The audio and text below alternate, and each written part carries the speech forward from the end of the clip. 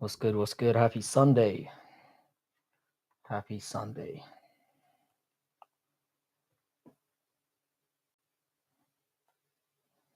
Yeah, that's better.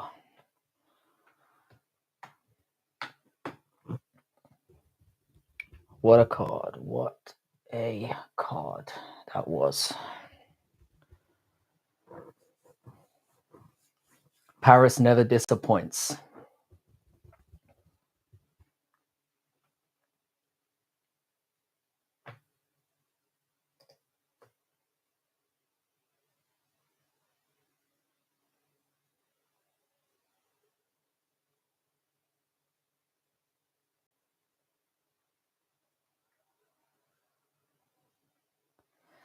How you doing, JVD? BSD is the GOAT. Incredible performance. Incredible performance. Or very, very shit one by Hoofy, which we will talk about. How you doing, Joey? What's good, man? How's your weekend been, JVD? What did you think of the card? Hope everyone's well tonight. I was planning on doing a panel. However, I got back a little bit late from Legoland, and again with work tomorrow, I'm kind of thinking I'll just do like an hour or so and then fuck off to bed.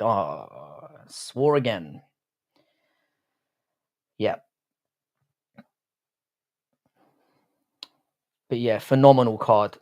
Brilliant from beginning to end. Just murdered the gym, about to head to my little part-time job. What's good? What's your part-time job again? I think I vaguely remember you bringing that up. Always good to see you, Ricky. Yeah, phenomenal card. I'm blown away by it. The parlay streak did end though, and it was Hoofy that fucked it up.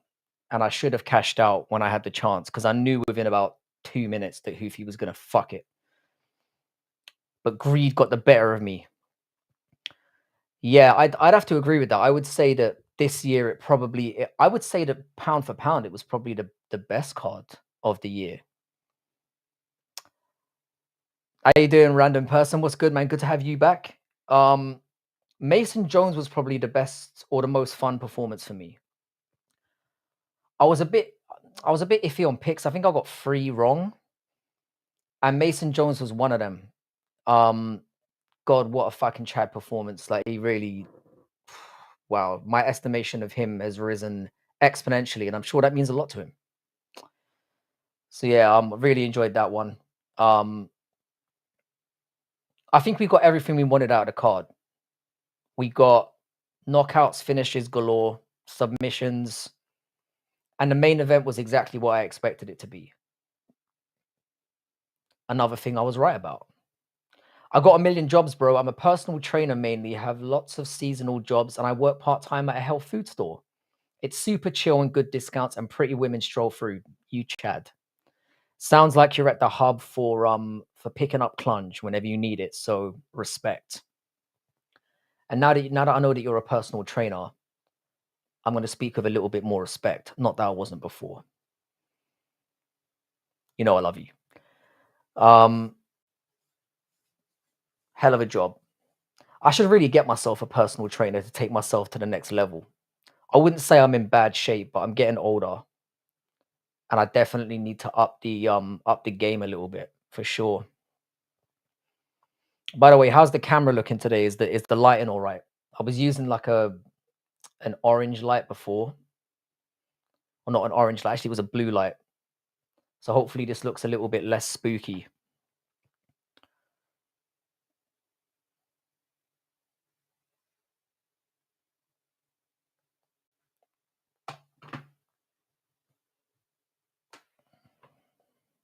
And hopefully the sound is all right as well. My laptop's been acting a little bit up lately, so hopefully we don't get any issues tonight. But yeah, if you've got any tips to give me, Ricky, I would greatly appreciate it.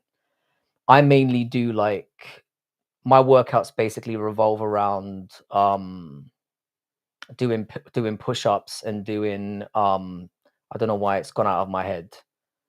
You know, just like bar lifts. So it's all like core strength stuff. So I look like I look quite small, but my core strength is pretty solid. So I like to be in a position where I can surprise people if they try to throw down. Feel me? Chin curls. I don't know what the fuck you call them. Pull-ups? Pull-ups. I don't know why that went so far out of my head. Anyway, I hope everyone's having a fantastic weekend. I'm obviously optimistic about the UFC now, and I managed to watch a bit of K1 as well last night, which was great. Really enjoyed it. Kind of made me realize what the potential of what's out there is like, you know, having cards that move at a nice pace and don't get interrupted by a million adverts, and actually seeing people do wild shit all night. And it seemed to me that everyone watching seemed to think it was a bit casual. So that's definitely something I'm going to have to start doing more. 100%. But yeah, the parlay streak is definitely over. I had a good run, but I only lost $25, so it could have been worse. But I think I might have to be careful moving forward, because whenever I go, like I said last time, I go on like a massive run, and then I fucking tank like a mother, and then I'll lose 10 weeks in a row when no parlays will come through. And I'm a parlay player. I don't really do single bets. How you doing, Westy? What's good, man? The card was incredible. Like, I was talking to Brutally during the card, and I've always known how good the French. It's the same with the Irish crowd. The Irish crowd and the French crowd are sensational. They're literally there from like beginning to end, and they create an atmosphere. Like, if you're first on the card, place is pretty much going to be jammed to the rafters. And the atmosphere sounded brilliant. They were loud. They backed their guys. The French fighters went 5-0 against all expectations. I thought they'd at least hold a few L's, but we mostly got it right. I think the Starkin ones I got wrong were Mason Jones, and I wasn't too sure about him anyway. I had that as a close one, and I got BSD wrong, but I think a lot of people did as well. How you doing, Idaho? Great fucking stream last night, bro. Amazing. And thanks for twisting my arm and getting me to watch it. I was just saying that earlier. It was a hell of a card. Enjoyed the hell out of it. Fantastic. It's nice to watch an event that's fast paced and you just see people striking. I'm actually a 42-year-old woman. Grabbed my dick multiple times in the water cooler, in another room with no. Wow. And the thing is, yeah, 42 is like, you can see some damn fine units at 42 years old these days. The game has stepped up. Before, when a woman was 42 years old, she pretty much looked the same as when she was 52 years old or 62 years old. So, yeah, there's some cougars out there. And I'll tell you something, when you bag yourself a good cougar, you're in for a good ride. So shout out to cougars. Who saw BSD subbing Ruffy? Nobody. The thing is, yeah, I've been saying for about a year that Ruffy is like the weakest of the fighting nerds.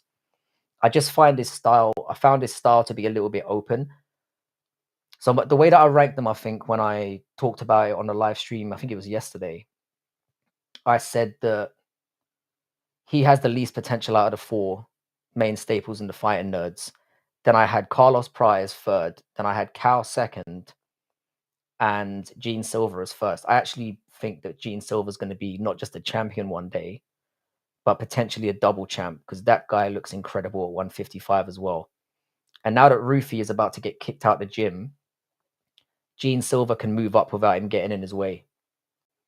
I don't think I'm entirely ready to throw out the baby with the bathwater in regards to Ruffy, but I definitely saw a ceiling there. I said that basically he would get in and around the top 5, and then he'd get absolutely fraud checked. I didn't think that BSD would do it, but I knew that it was coming sooner or later. Because there are clear holes you can see in his game if you've been watching for a long time. What I can't forgive with the Ruffy situation, though, is how dumb he was. As soon as he had top control the first time, and he let him up, I'm like, this guy's dumb. He's gonna lose. I knew instantly. And then when he did it a second time, imagine, yeah, letting a guy up from top control, and then he's out landing you on the feet, and then you get in that position again and you let him up again. You can't get more dumb than that. I think Ruffy underestimated him, and I think he overestimated himself, and he paid the price. But again, I didn't see it happening with BSD, but I did think it was going to happen. So it is what it is. But I've still got very high hopes for Gene Silva. I think the bar is raised for me with Carlos Prates as well. I think after his last performance, his stock has risen again, and I'm still expecting good things from him. Cal Baralho, I still think is very good, but again, I've been saying about him for a long time that he's pretty good at everything, but he's not outstanding. And I said that Imavov's takedown defense was going to be too strong for him, and that he was going to be way too quick and good for him in the boxing, and it turned out to be exactly that way. I don't know how you guys scored it. I saw Guru's video on it this morning, and he said he felt it was close and it was a 3-2. I had it a lot more wide than that. I thought Imavov won 4 rounds to 1. I think I gave Baralho the third, but every other round I had Imavov getting the job done. Yeah, Idaho. I know that Cal was pretty patient, but I think he was expecting that his wrestling would be the deciding factor, and that you'd be able to take him down whenever he felt like it. And clearly, that wasn't the case at all. I said Imavov would stop. I think he was watching like young Imavov and thought, yeah, I can take this. Imavov has evolved tremendously. He's a strong guy. And while I think, I don't think he beats Khamzat Chimaev, but I think he gives him a hell of a fight. Because I think Imavov is more problematic when you try to take him down, and he's not going to stay down. He's going to touch your ass up. He's got better, cleaner striking than DDP. And I remember saying a while ago that Imavov would be DDP's hardest fight. So I think stylistically that could be very interesting for Chimaev, who can't strike very well. So if Imavov can stuff a couple of... Well, let me put it this way. Khamzat's probably going to take him down early. If he can get through it, drain him a little bit, make him work, and then start stuffing takedowns, I think he'll piece him up and beat him. So I think we could be looking at a future champion here if Chimaev takes the fight anytime this century, which I still have reservations about. How you doing, Lane? Told you. I told you Imavov was going to get it done. I don't know how you scored it as well, but Idaho agrees with me. He had it 4-1. I thought it was pretty clear. Like, I had no doubts going into the decision that he was going to get it done, that he was going to get his hand raised. I don't think they were unprepared, Lane. I'm going to be honest. I think Ruffy is limited and obviously dumb. I say this about a lot of fighters, so that won't surprise you. I think Imavov is just better than Baralho. I saw that pretty clearly going into it. I just felt... I'm not saying Cal... That's the weird thing about MMA in general. There are people that Cal's going to be able to handle that Imavov couldn't, and vice versa. But when I saw those two stylistically matched up, my view was like, Cal's striking is good, but it's not elite. He's not especially fast. He's not especially varied in what he does. And I felt like he was going to box with... He was going to go for the takedowns, which Imavov was going to be able to stuff. And then he was going to box for him. And that just was never going to go well for him, because Imavov is clean. He does clean work. There were a few things that I felt like Baralho could have done a little bit differently. I felt like the low kicks were working to a certain extent, and he kind of abandoned them. But I can't shit on him for that, because obviously when you're chopping away at somebody's leg, you're hurting yourself in the process as well. So there was probably a moment in the fight when he felt like he could no longer do it. So I'm not going to shit on him for that. But Cal was apprehensive because he was getting touched. He got hit with a few really, really nice shots early on. And there was a point where he was a little bit hurt. I like Cal Baralho a lot. I like his personality. He's clearly a fun-loving, nice kind of guy, and he's a very well-rounded fighter. But I don't think he's exceptional in any area, and that's why I always thought he was gonna come unstuck. And I feel kind of bad for him because I think that's his title chances gone now, especially having what could potentially be a very inactive champion in the division and so many contenders coming up. But you never know if he gets a fight against somebody like a DDP, I think he could do all right there because I think he's a slightly better wrestler than DDP, and he's a slightly better clean striker than DDP, and I think that would be a good matchup. I think it'd be very even, but if he can get through that, he could find himself in contention again. But I think Imavov winning was best for everyone because I don't like Khamzat Chimaev and I want to see him lose. And I think in that division, um, I think Imavov has the best chance of doing it, and I think Fluffy has the second best chance of doing it, just because of how good his cardio is and how hard he is to genuinely hurt. And he just has that ability to drag you into dark water, to deep water. It was a great fight, though. We didn't get a knockout or anything like that, but you don't need that to have a great fight. I thought it was a really good tactical back and forth. You could see they were both making adjustments. And I just thought Imavov made the better adjustments on the night and was just more stylistically prepared for what was coming to him. And I think that made all the difference. So great performance from Imavov. And I hope he gets a title shot out of that. Whether or not it will be, you know, I imagine he'll be waiting a minimum of, I'm going to say 9 months for it, but I think he'll get it. I think he'll get it eventually. It will all depend on how active Chimaev plans on being. I can tell you now, he's not going to be fighting on the Abu Dhabi card. That ain't happening. And I don't think Imavov would want that either after going 5 rounds. So we'll see what happens. And again, if RDR fights Fluffy and somebody absolutely smashes in that fight, they might go to the front of the queue as well. So we still could have an interesting situation there. Very much so.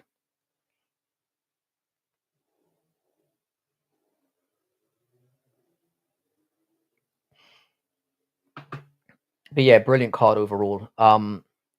Mason Jones was probably the standout for me. I really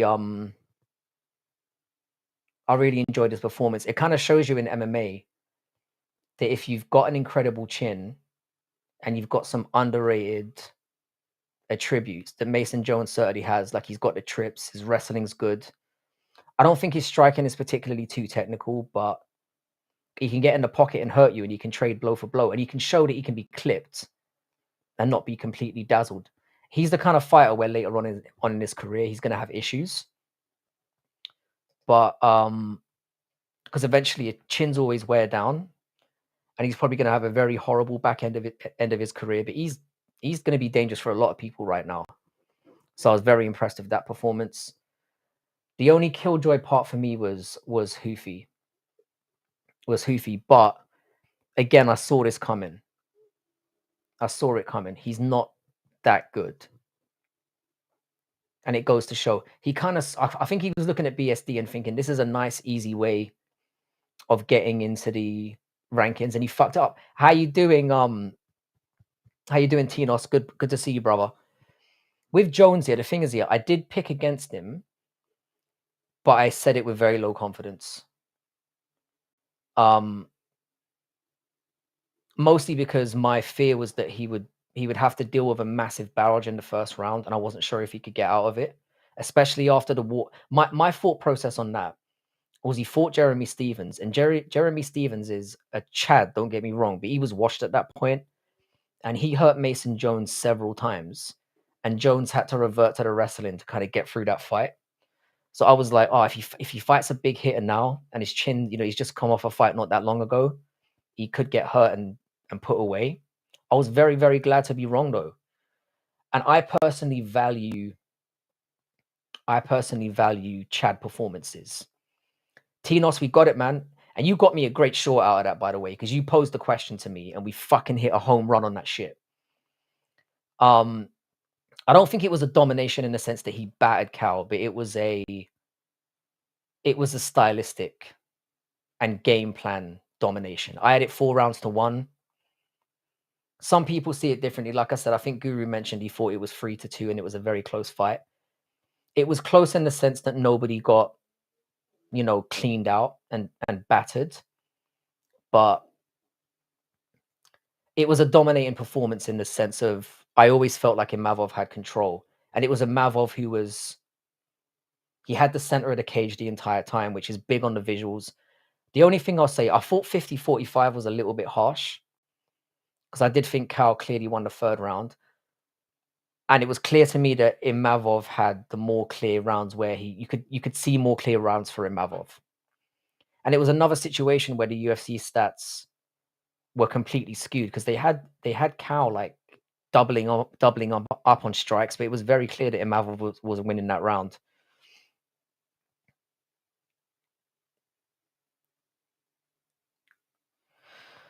What's next for BSD? That's a very, very tough question because obviously the thing I like about BSD is he's obviously very, very active. Let's have a look and see what's available for him. You obviously don't want to. I don't. The difficult thing about this situation with BSD, it was obviously a very, very good performance, but I think it's more of a slight on Hoofy than it is an elevation of what. Don't get me wrong, the performance from BSD was great. You wouldn't want to give him Mateus Gamrot. Gamrot would fucking melt him. You could maybe go Benil Dariush, because Benoit's probably going to be ranked 12th after this, just behind Renato. He's obviously lost to him. Fiziev is booked. I would go with, I'd go with Benil Dariush. I think Dariush should be the right. He needs to be obviously trying to push himself up the rankings. And I think with the way that he wrestles, I think that would be the best matchup for him in the top 15. He certainly doesn't want to be fighting another guy who's unranked. Yeah, I don't like how people say Baralho got fraud chipped. He's a good fighter, but Mavov is just better. That's the thing. People do this a lot. When somebody loses, they go, "Oh, they're shit. Like, they were never that good."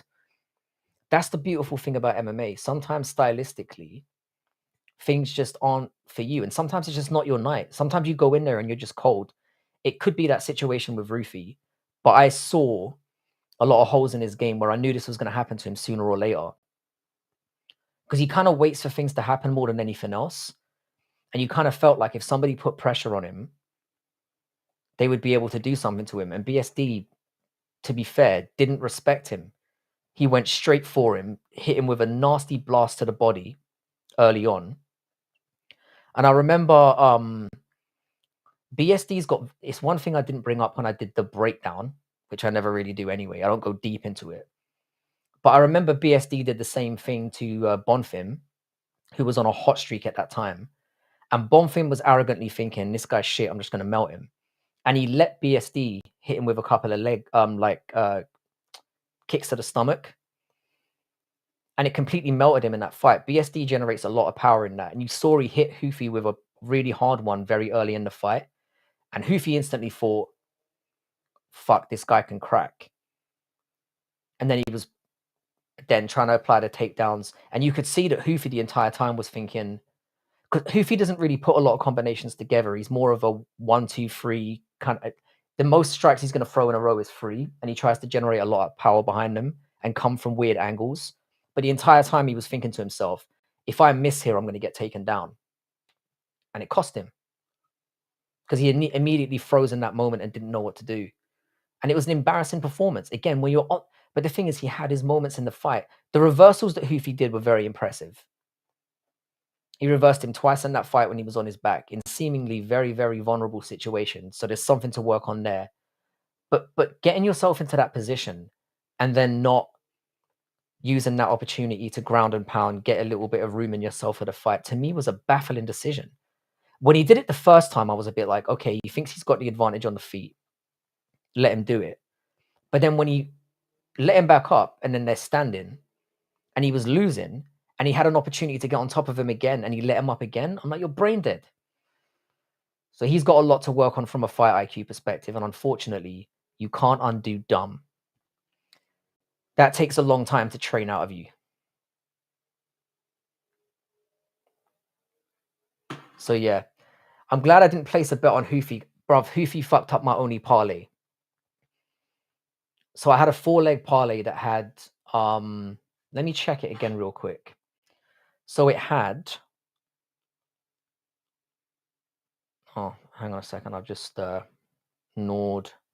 So I did a 4-legger. Let me just disconnect my VPN. Paddy Power. So I had a $25 4-legger that had Deliha, Umar Sai, Hoofy, and Imavov. And 25 would have paid 250. And obviously Hoofy fucked it up. But there was no way on this. To be honest, I found it very hard to make picks on this card. Because while I did obviously pick for every fight, there were maybe 3 or 4 that I was 100% confident on. And Hoofy was one of them, unfortunately. None of the others surprised me. But like I said, man, I've made like $3,000 in the last 10 cards.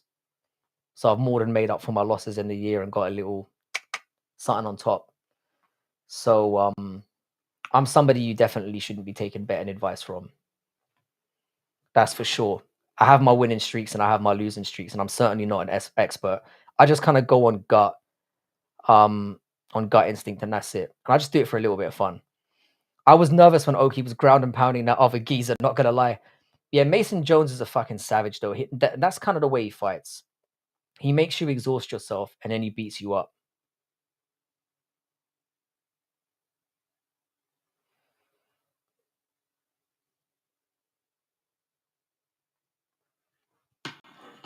But yeah, it did seem like I felt like Mason Jones was all right in that moment. I didn't feel like he was in a position where he's gonna get finished. However, the problem with a situation like that is sometimes you run the risk of the ref jumping in a bit early. So there's always that risk. I didn't really see Mason Jones being that hurt. And when he did get dropped, he popped up like you can always see it in a fighter's eyes when they're fucked. It doesn't, I mean, obviously there's sometimes visual signs where you see they're wobbling around and they look like shit. But obviously Mason Jones wasn't showing any of those signs because he's an absolute fucking Chad. But you could see it on his face and in his eyes that he was still there. And he's just a tough bastard. I mean, fair play to him. Fair play to him. I thought that was a phenomenal performance. Again, he's not going to ever be championship level, but he could forge a very good career in the UFC just by being, if you throw Mason Jones in, it's going to be a sick fight.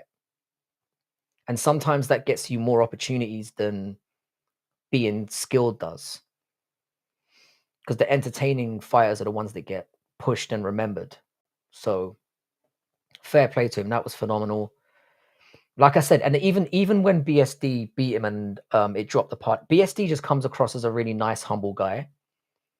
He's obviously gone through a bit of a rough patch, having a few losses in a row. But he was fighting people that he shouldn't have been fighting in the beginning, or was maybe pushed too fast. But you kind of had to do it with him because he was fighting regularly and he was on a tear. I mean, the guy only fought a few months ago and he's getting back in there. I respect fighters that are active and, will take on any comers. And BSD's been doing that from the beginning. So I've got nothing but maximum respect for the man. So even though the parlay got dropped, I was happy for the guy. I didn't like Hoofy's arrogance going into it. So fuck him. Chad Jones is the new Chandler. That's not a bad shout, He could be like the Welsh Chandler, but less cringy. Because Chandler's just, I think Chandler has autism. I think he's got undiagnosed autism. Like it's maximum NPC settings when it comes to that cunt. By the way, brutally, I got back from Legoland a little bit late today. So that's why I didn't shout you for the but I'm hoping we can do one on Tuesday if you're about. Would be nice to do a panel on Tuesday evening if you're up for it. Because I figured I was only going to do a quick one today. I've had a tiring day and I want to get myself to bed at about half an hour. I'm still not back with it with the whole, like, when you take a long time off work and then you get back in and you're a little bit jaded. So it's going to take me a couple of weeks to get back to full stamina. But yeah, Chad Jones was incredible. That's what he should be referred to from henceforth. Chad Jones. Would Chandler beat BSD? No, this version of Chandler wouldn't. I don't believe so. Again, I mean, that could be a fight that they do as well, though, because they're kind of in a very similar place in the rankings.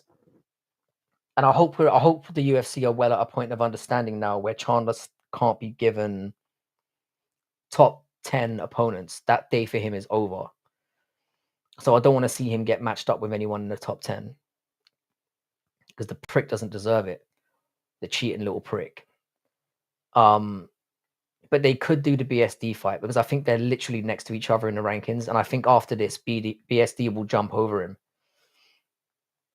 You're watching on the drive back from Alton Towers. What the fuck are you doing in Alton Towers? I'm assuming you went with the kids. Yeah, we'll catch up on Tuesday for sure because there's a lot to break down about this card and there's a lot of implications moving forward that we definitely have to get into. How you doing, Melson? What's good? What's up, Frankie? What's your favorite Pokemon? I don't have a favorite Pokemon. Great question to come into the chat door with, bro. The last time I played Pokemon was when I was like 13 years old. And I was old enough when they only had like red and blue. Overrated game, in my opinion. Very repetitive. Hope you're doing well, Melson. Surprised to see you here, actually. Olives beats Fizzy. Yeah, I think he does. I think he does. I think we're going to see... Oh, it's not Melson. Yeah, when he came in all friendly, like I was thinking, that can't be... Melson's never going to come back here. Melson hates me.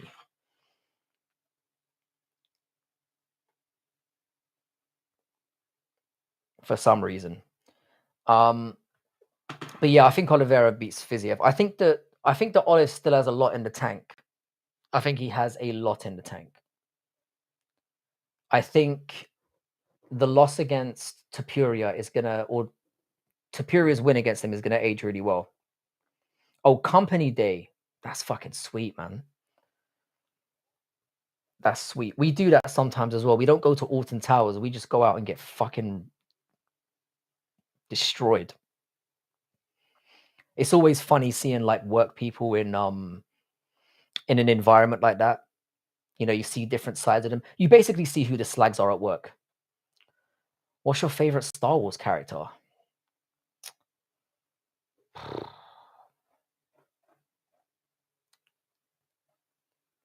Probably Han Solo. I don't know why you're asking me this. Who cares? Star Wars is dead to me. They should have just done the original trilogy and just moved on. But yeah, I hope you had a good one, brutally. I haven't been to Alton Towers in years. Chewbacca. Chewbacca's not a bad shout, to be fair. Anyone that didn't have dialogue, basically.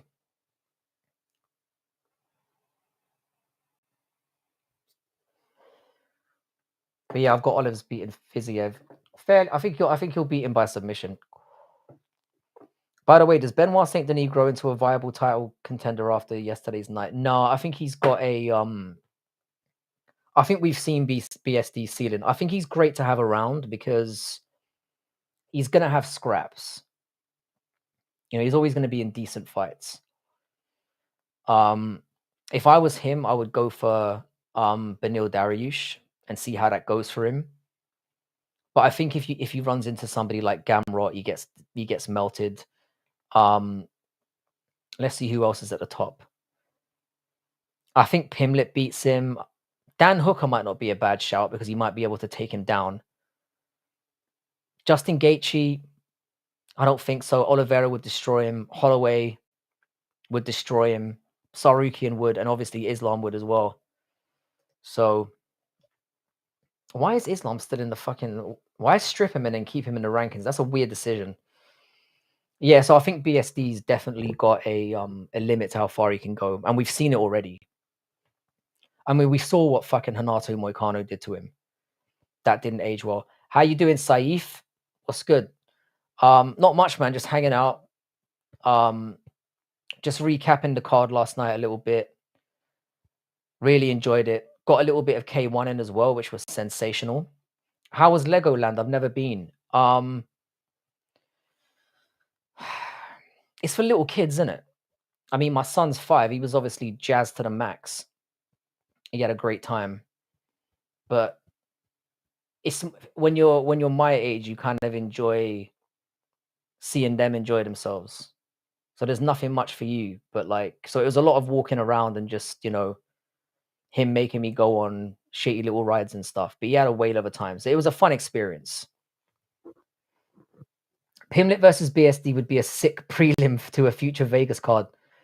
I mean, there was a time when that fight was viable, but Pimlet's obviously looking at bigger things now. I think they end up doing Pimlet and Arman Sarukian. I think that's what's going to happen because Arman's going to wake up one day and he's going to realize that the longer he doesn't fight, the further he's going to go down the pecking order. And he's going to end up getting blanked out of it entirely. Whereas Pimlet will be willing to take those fights in and around him. So I think if Arman Sarukian was smart, he would take that Pimlet fight, because obviously Pimlet's undefeated in the UFC. You take that fight, you get that done, and you put yourself back in contention again. Because right now, just that lack of activity and obviously fucking up the card as spectacularly as he did while simping for, let's be honest, a mid-ho. If you're going to simp, she's got to be at least a 10. I say at least a 10. She's got to be at least a 9, sorry. To simp for a whore you've got no chance with, and to ruin a card, and then not fight for as long as you have, and to sound as entitled as you are, he needs to get back in there. So yeah, long story short, I think Pimlet has better things ahead, or he's got bigger fights planned ahead, so I don't see that BSD one happening. But they could definitely do, I can see it being Pimlet and Arman Sarukian. I think eventually he's going to be bullied into taking that fight. And he should take it, because I think it's winnable for him. So that's where I'd go with that. Because lightweight's a little bit mad right now. There's a lot of talk that Justin Gaethje's going to get the fight with Ilya, which I think is a waste of everyone's time. But you know how politics in the UFC goes, and how much crying that Gaethje does. So that could be something that we see. So yeah, like I said, there's a lot to look forward to.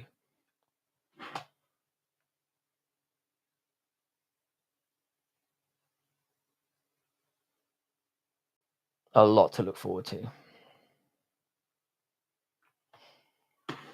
But it's not. It wouldn't have been a terrible shout like a year ago. But I think that's way. They're way too far apart now. So yeah, BSD should fight Benil. Sam Patterson at welterweight looks unstoppable right now. He does. It's amazing that guy ever made lightweight. The Trey Waters fight was interesting because, like I said, it was two guys who are massively overly tall for the division, but very slight. He's got nasty power in his hands. If Sam Patterson filled out, he could probably go up again. But I think welterweight is perfect for him.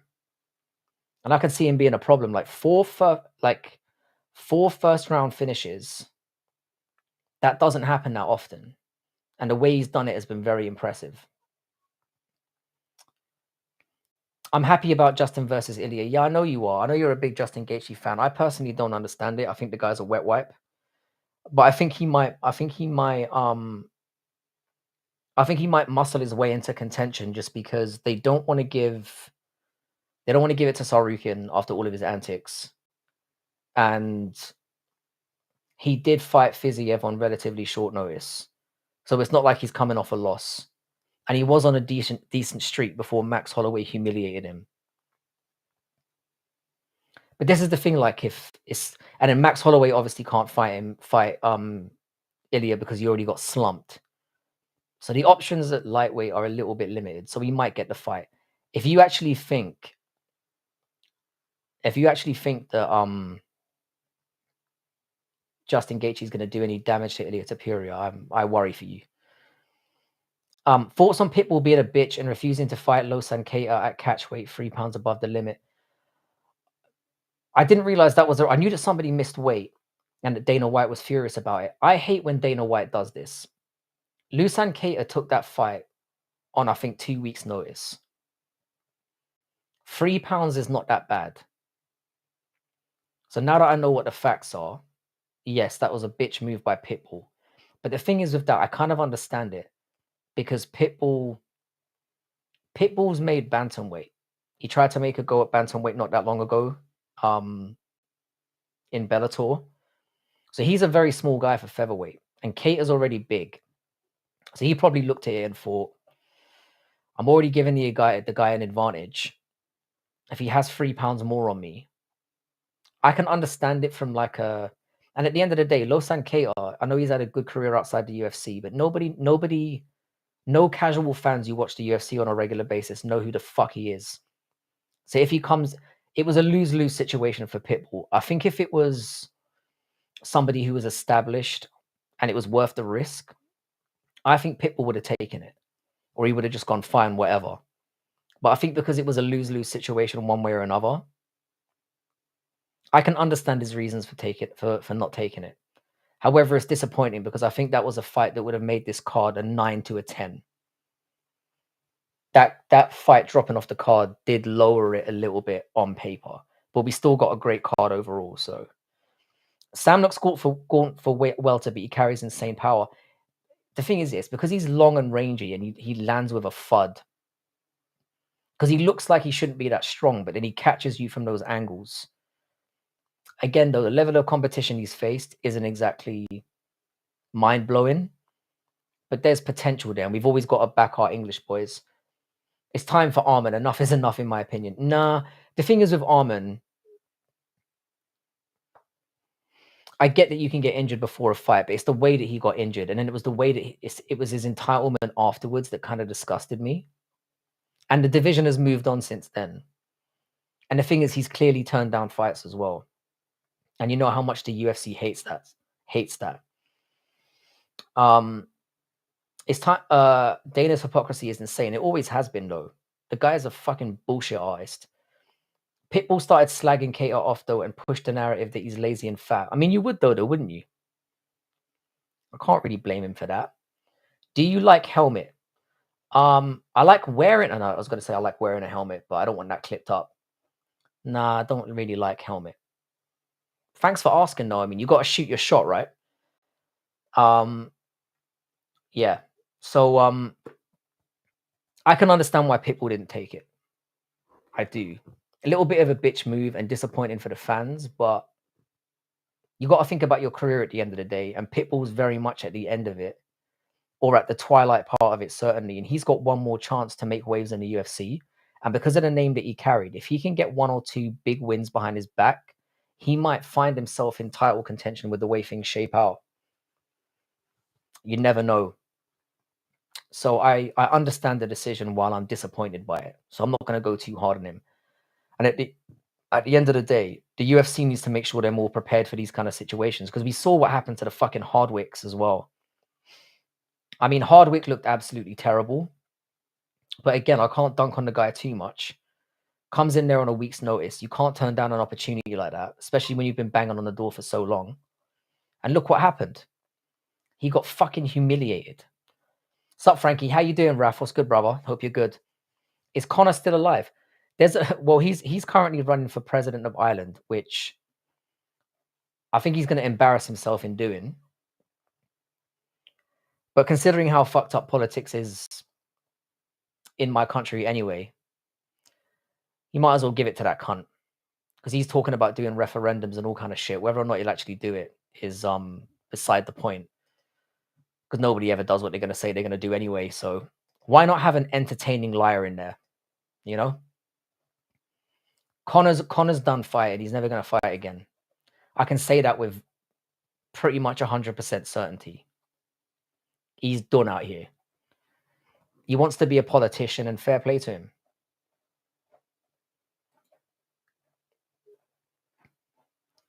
I have a problem with our British lads fighting in Cage Warriors. I mean, we've kind of seen that Cage Warriors isn't really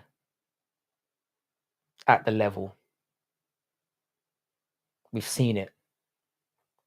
Because that's basically in those 2 divisions, certainly, those are 2 of the best that the Cage Warriors has to offer, and they've embarrassed themselves both times. I think that the brother that fought in the Contender Series was a little bit more unlucky. Like, he had a really good opponent, but they're both not of the level. If you can't get past that first hurdle And it's not, I mean, Cowie Fernandez is good. He's very good. But if you can't be beating guys like that, you're in trouble. There's no point in you being around. But I think the only good thing that might come off of it is that because he took it on short notice, they might give him another fight and hopefully at his own weight class.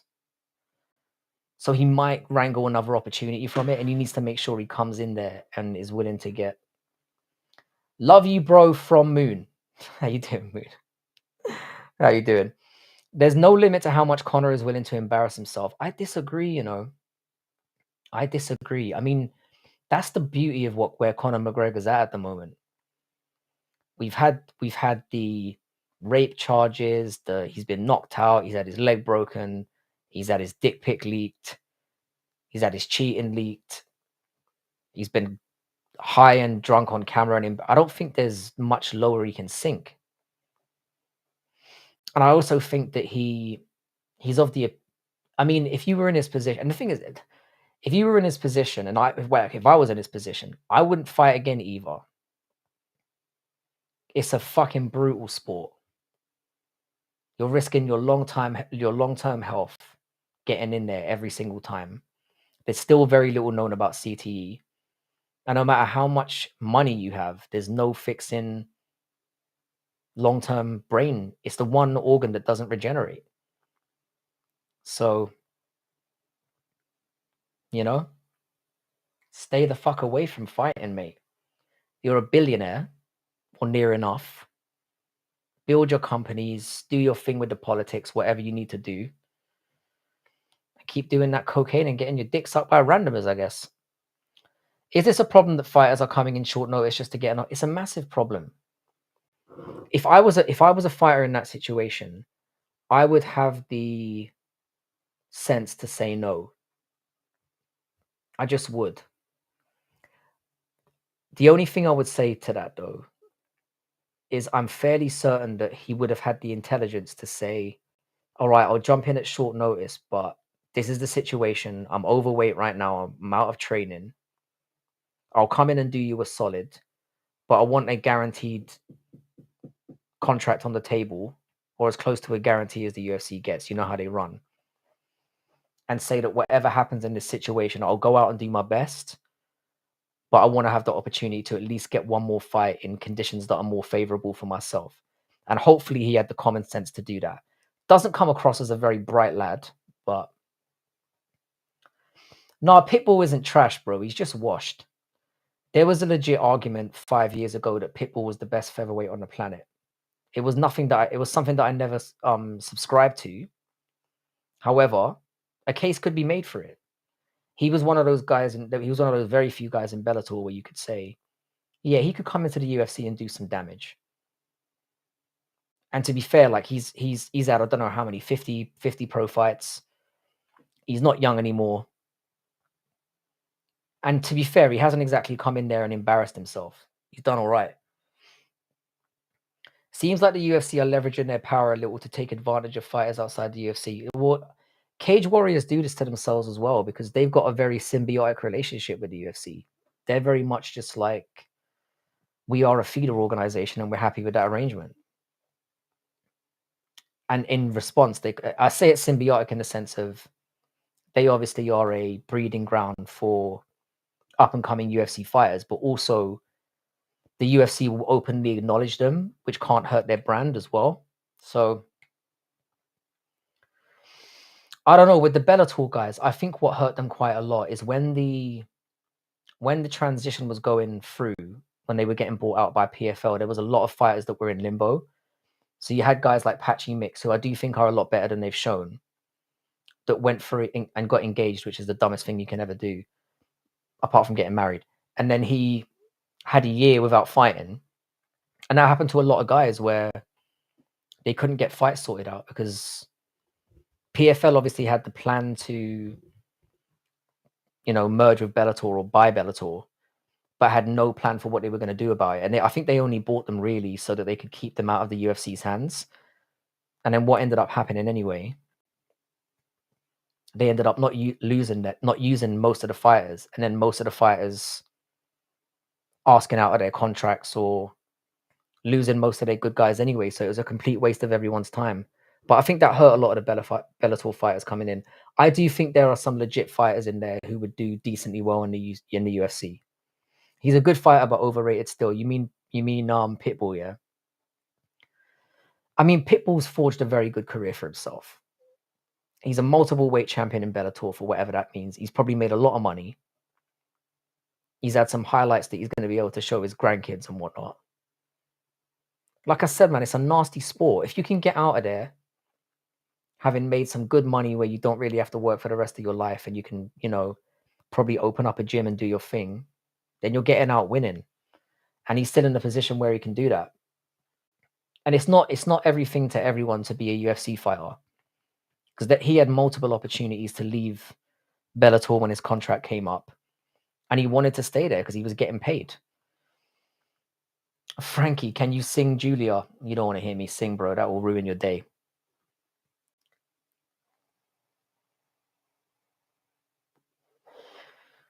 I wonder who's posing as Email Melson today.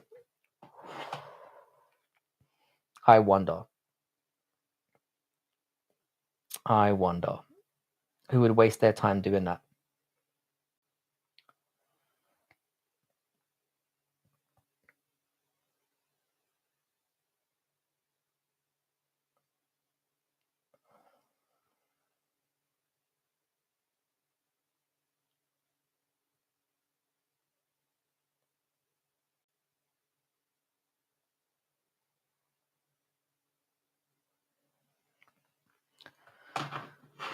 I've just discovered that my son wants to get a cat.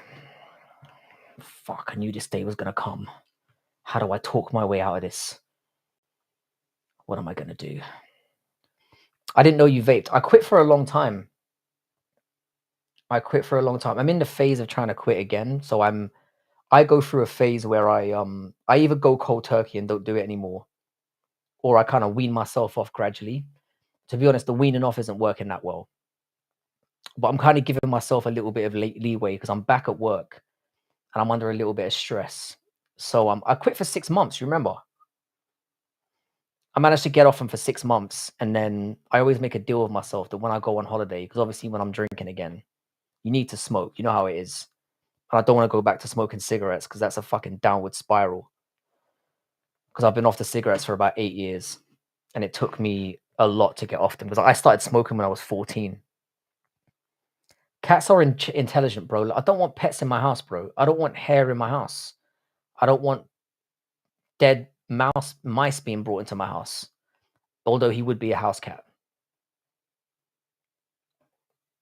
I thought you glitched out, but the cat request stunned you. I'm like, shit, man, yeah. Because he was talking to his sister on the phone earlier, and he's like, I really want a cat. I want to ask Daddy if I can get a cat. And I obviously haven't found out about that until now. Yeah, well, you can certainly understand the addiction to smoking, for sure. And like with that, I kind of want to get a lizard.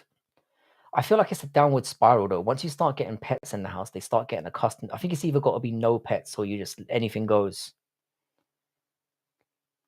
I would never. Yeah, you're right, Lane. I would never let the cat out of the house. I don't know why people do that. They bring in all kinds of shit. So yeah, I don't know. I'll have a little think about it. The thing is about my son though, yeah, he never lets anything go. And he's certainly not gonna once he gets his mindset on something. It's weird as well now, yeah, because he's only just turned 5, and he's been going ballistic about getting a phone. I'm like, obviously not. You're not having a phone. And he hasn't shut up about it for about a week. And he's been trying to grab my phone, and I don't want him going through my phone. You don't know what you might find on there. So I wanted to wait for him to get to at least 10 before I let him have a phone. But he's very, very persistent. I know what's gonna happen, Westy, though. Yeah, he's gonna get it. He's gonna get a fucking pet, and I'm gonna end up looking after it. I've got enough going on in my life.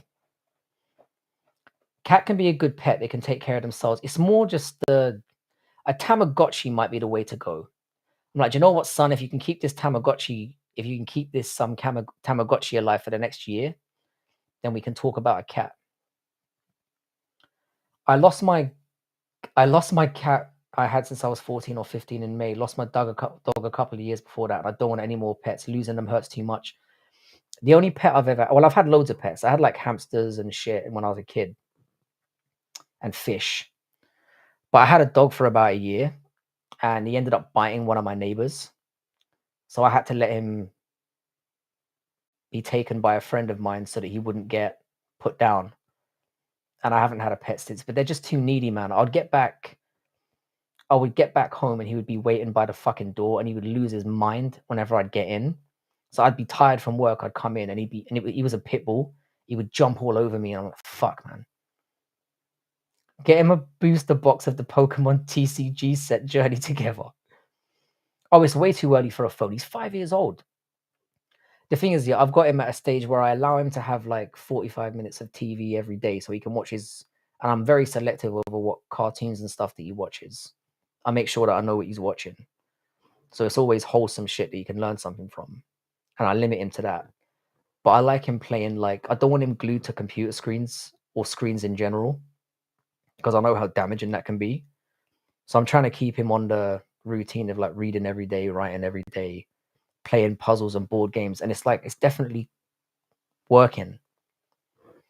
You know, he's learning fast, he's doing very well, and he's able to focus, which is really important. I want him to be more self-aware before I let him have any habits that could be potentially destructive. Sorry for suddenly sounding so mature and responsible all of a sudden. It must be a big letdown to all of you after 2 years of following me. But when it comes to my kids, I think a bit differently than I do about anything else. You know. So yeah, 5 years old is definitely too early for a phone. So yeah, we'll see how that goes. Get him a Pokemon game. He does play on his Switch from time to time. So there's a few little games and stuff that he plays, but he's not really that into it. Frankie, what if you said, son, I've thought about this, weighed both sides and all, and I decided you can have the cat, but you have to live in the Bradford orphanage and never speak to me? Yeah, I don't make those kind of threats. My son's a little bit my son is based. If I said to him, "Oh, I'm leaving," he would go and get my suitcase and say, "Go and leave then." My son's based. I've raised a little savage. It's my own fault, really. It's my own fault.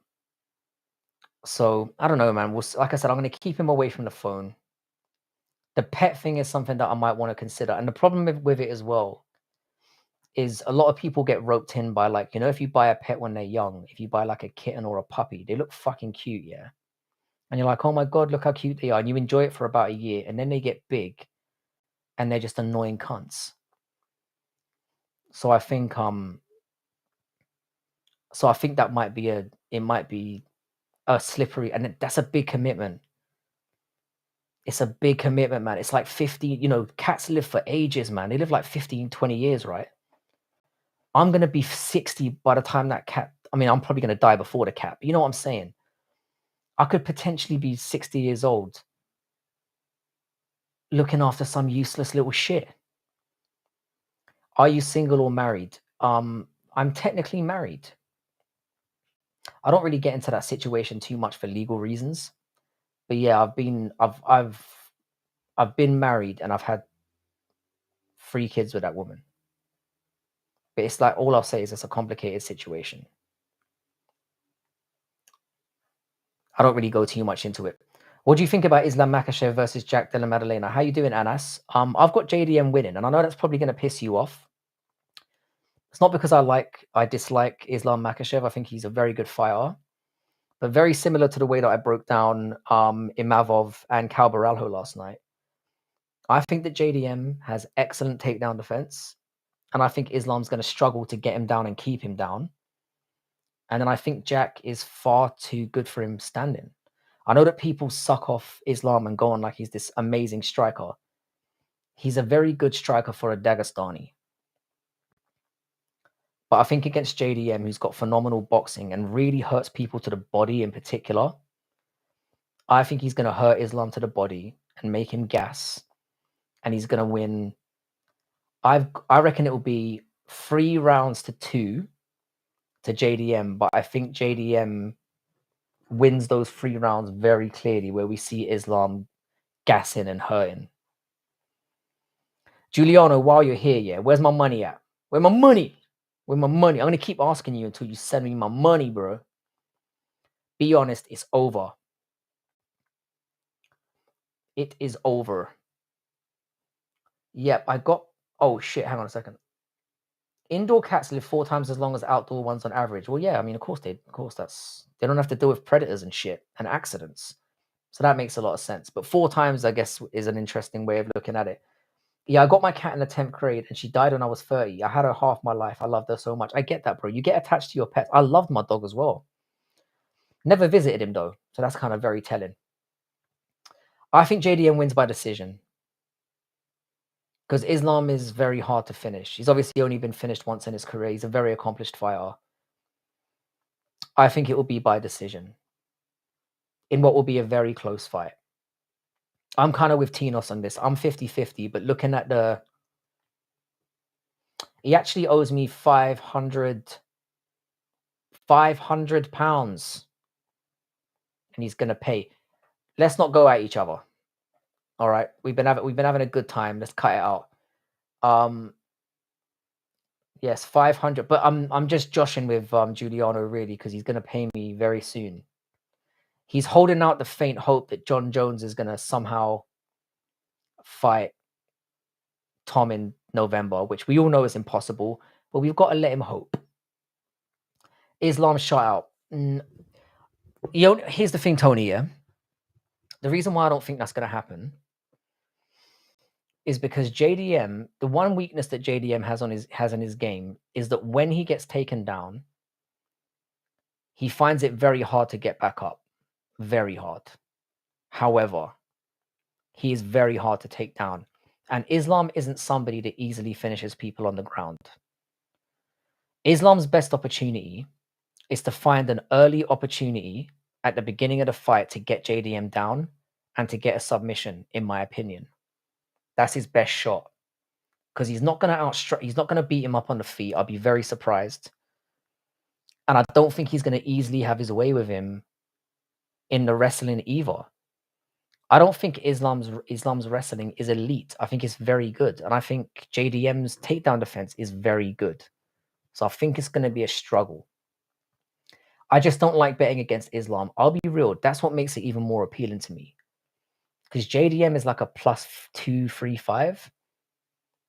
But I am going to say something, though. Islam is going to come to welterweight prepared.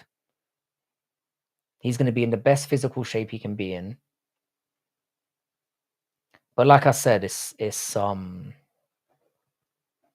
we'll all see. I'm not grossly underestimating Islam's striking at all. He's all right. You really think he's going to be able to handle JDM's length and his boxing? And again, I think JDM is going to invest a lot of time in the body. He's going to blow his body out. But again, I think it's a close fight. I do. I'm not shitting on Islam whatsoever. I think he's a fantastic fighter. And I said this on my last stream. I think he's had a lot of fortune with the matchups that he's had. I genuinely do. But I don't know, like, the skill set's definitely there. What's next for Bo Nickel? Bo Nickel's got a fight lined up. He's fighting Shara. Isn't he fighting Shara? Maybe I'm wrong about that. I think Bo Nickel's fighting... No, it's not Bo Nickel that's fighting. Bo Nickel has a fight lined up. Bo Nickel next fight. I'm sure he was booked for somebody.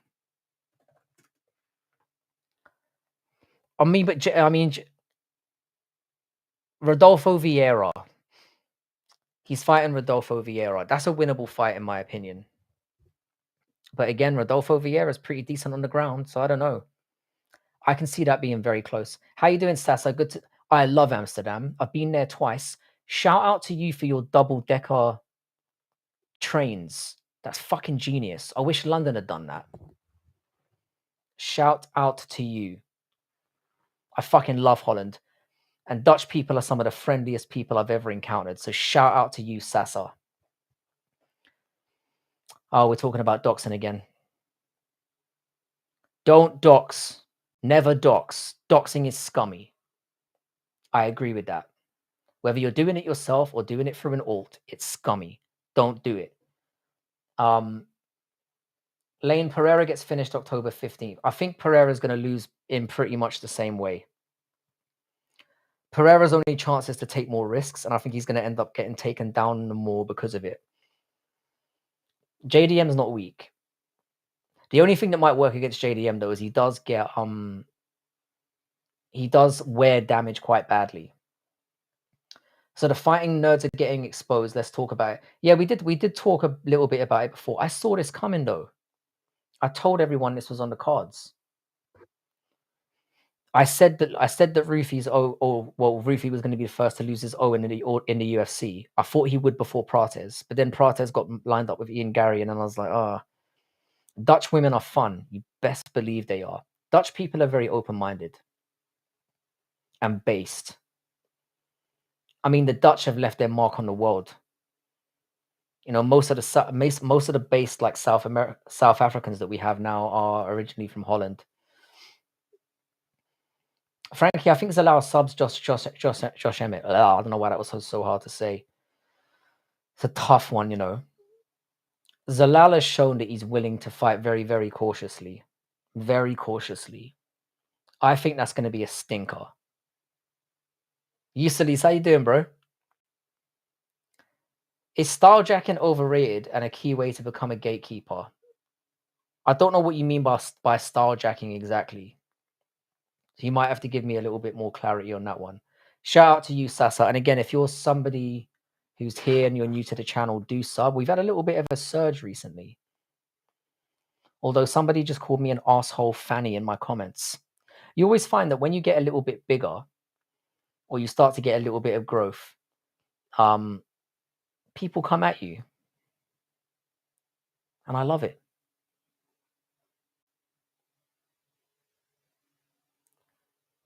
Let me just tell this guy to suck my dick. Hang on.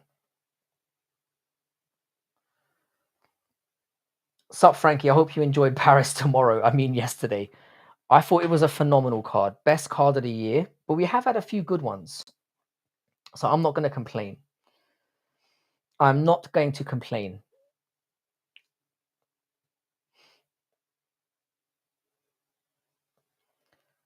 You two are killing my chat right now. Seriously. Is an asshole fanny redundant? It is a bit. I didn't even think of that. It's a bit of a weird thing to call people. It is. That's a strange one. I mean, my feelings are hurt, though, so it's quite effective. Aspinall versus Garn, who you've got. Nice to see you here, Swervo. I've got Tom Aspinall. I think it's going to be harder than a lot of people think. Because I think Garn will be cautious. He'll stay on the outside and try and point fight. But then I think what's inevitably going to happen is Garn will make a mistake somewhere down the line and he'll get taken down. And then he'll get battered on the ground. So I think we'll get 2 very close rounds. And then I think Aspinall will club him to death in round 3. And he will quit like the French cheese muncher that he is.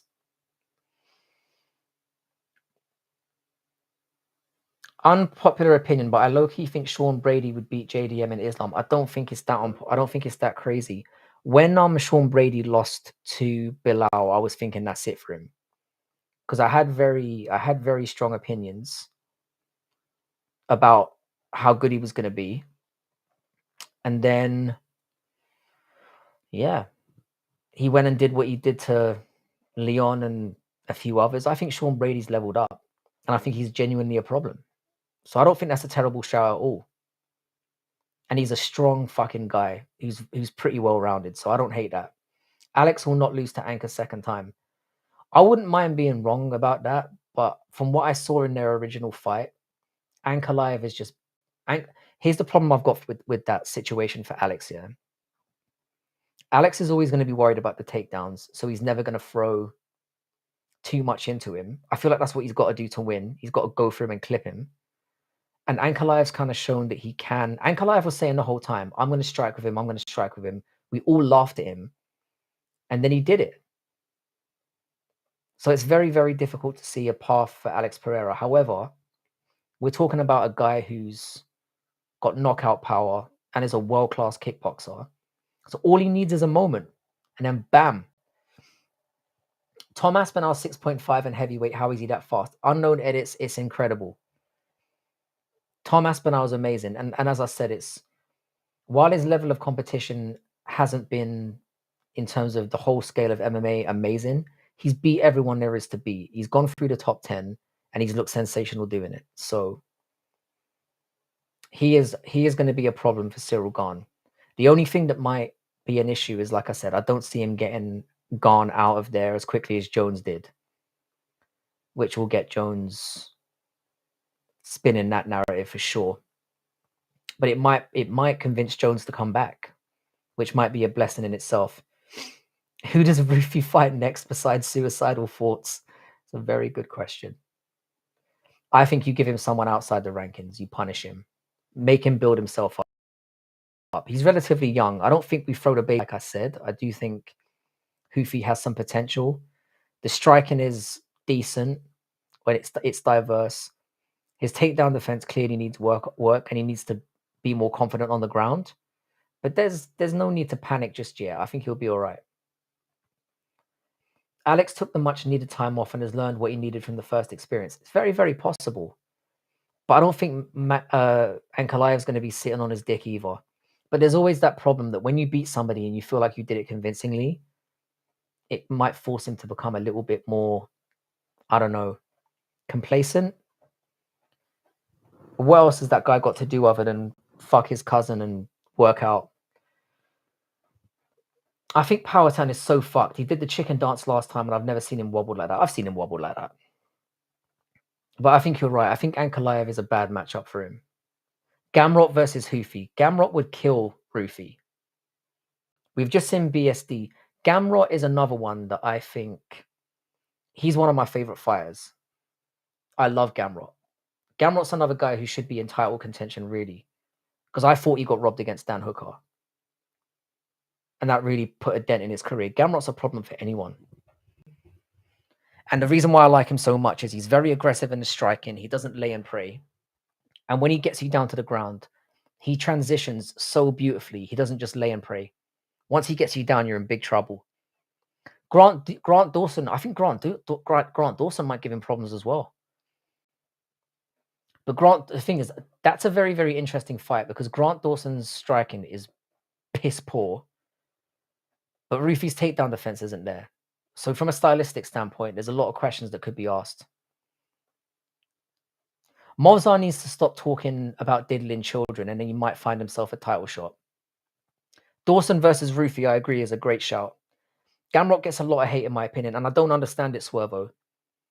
I think people just like to do that because he's not particularly entertaining on the mic, and he does use wrestling a lot. He does wrestling that's exciting to watch. It's like when we watched Movzar and Sterling, and they basically wrestled each other for a lot of that fight. You're like, that's a great display of how good wrestling can be.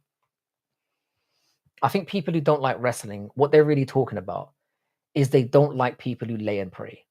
That's the point.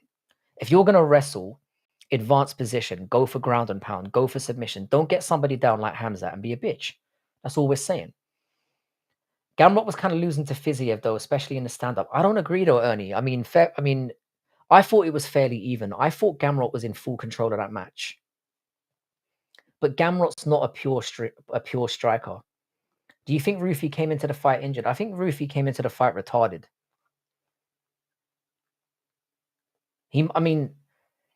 I think he's just dumb. I think that's the problem. I don't think Hooker beat Gamrot. I've watched the fight a couple. I'm a big Gamrot fan, and I like Hooker as well. But I thought Hooker got away with one in that one. And if Gamrot wins that fight, he's just as entitled. Let's remember, this is a guy, Gamrot, who beat Arman Sarukian. Gamrot is legit. And I think Ernie's right. I think Gamrot gets a lot of unnecessary hate. I think he's really good. Movzar just needs to make himself undeniable, unfortunately. He's on punishment, I guess. He's 100% on punishment. I'm not sure exactly what it was for. Because I don't even think the I groom little children thing was enough to do that. However, he must have done something behind the scenes. I bet he wishes he fought fucking Aaron Pico now. Because now he's obviously fallen behind Lerone Murphy as well. It should be Movzar Evloev getting the title shot. I know he's only had decisions in the UFC, but he's very, very good, and he's won who he's beaten who he's supposed to beat. It should be Movzar, but for some reason he's in a doghouse. Hoofy never looked so unprepared, in my opinion. He did look unprepared, but also what worried me is like his inability to change the game plan. And like I said, you've got the guy down twice. You're in full mount. You let him up the first time, and then you're not doing anything standing because you're worried about him taking you down again. And then you get mount again, and then you let him up. You're fucking spastic. He deserved to lose. He's stupid. And he's too much. He's waiting too much for something to happen, which I don't like as well. If Movzar got a haircut, he would be absolutely stunning. I love that. Hoofy is so flat-footed. He can't defend simple rush takedowns. Ruffy sucks, and BSD owns him now. It's hard to go against that. BSD put in a really good performance, but again, I don't think it's a testament to how good BSD is. I think it's a slight on how unprepared and low IQ Hoofy is. They should give Movzar the title shot because I think he could give Volk a little bit of a problem on the ground. I think that's factual, and I think Volkanovski knows it too. I think he'd be willing to fight Movzar, but I think he's delighted about the fact that Lerone Murphy's put himself into contention because Volk knows as well that Evloev's going to be a tough matchup for him. So I agree with that 100%. It should be Movzar, but again, we don't know what's got him into his position. 145 is such a dead division right now. They need Movzar to be a real guy. I'm not sure if Movzar can rejuvenate the division. And featherweight was often seen as like the flagship division in the UFC, which it obviously isn't anymore. Bantamweight's obviously sensational. I'm going to say something controversial as well. I don't think lightweight is that good either. I think the most exciting divisions to watch in the UFC right now are bantamweight, welterweight, and middleweight. And the only reason flyweight isn't as good is because the champions already plowed through the entire division. But they've got some exciting fucking fighters in that division as well. I like the Tyra fight with fucking hell, what's his name? The guy who sticks Lego up his ass. Why is his name gone out of my head? You know the guy I'm talking about, the Mexican former champion. I'm having a bit of a brain. I might be having an aneurysm right in front of your very eyes. Ruffy's main partner is Gene and Cal. I mean, main training partner is Icarus. Well fucking said. Murphy will beat Volk coming from a Volk fan. I don't think Murphy will. And I live in England. I wouldn't call myself British. And I sound British. Volkanovski, I think, even this slightly less primed version of Volkanovski, I still think he is going to be too much for Lerone. And it's mostly because of the fight IQ.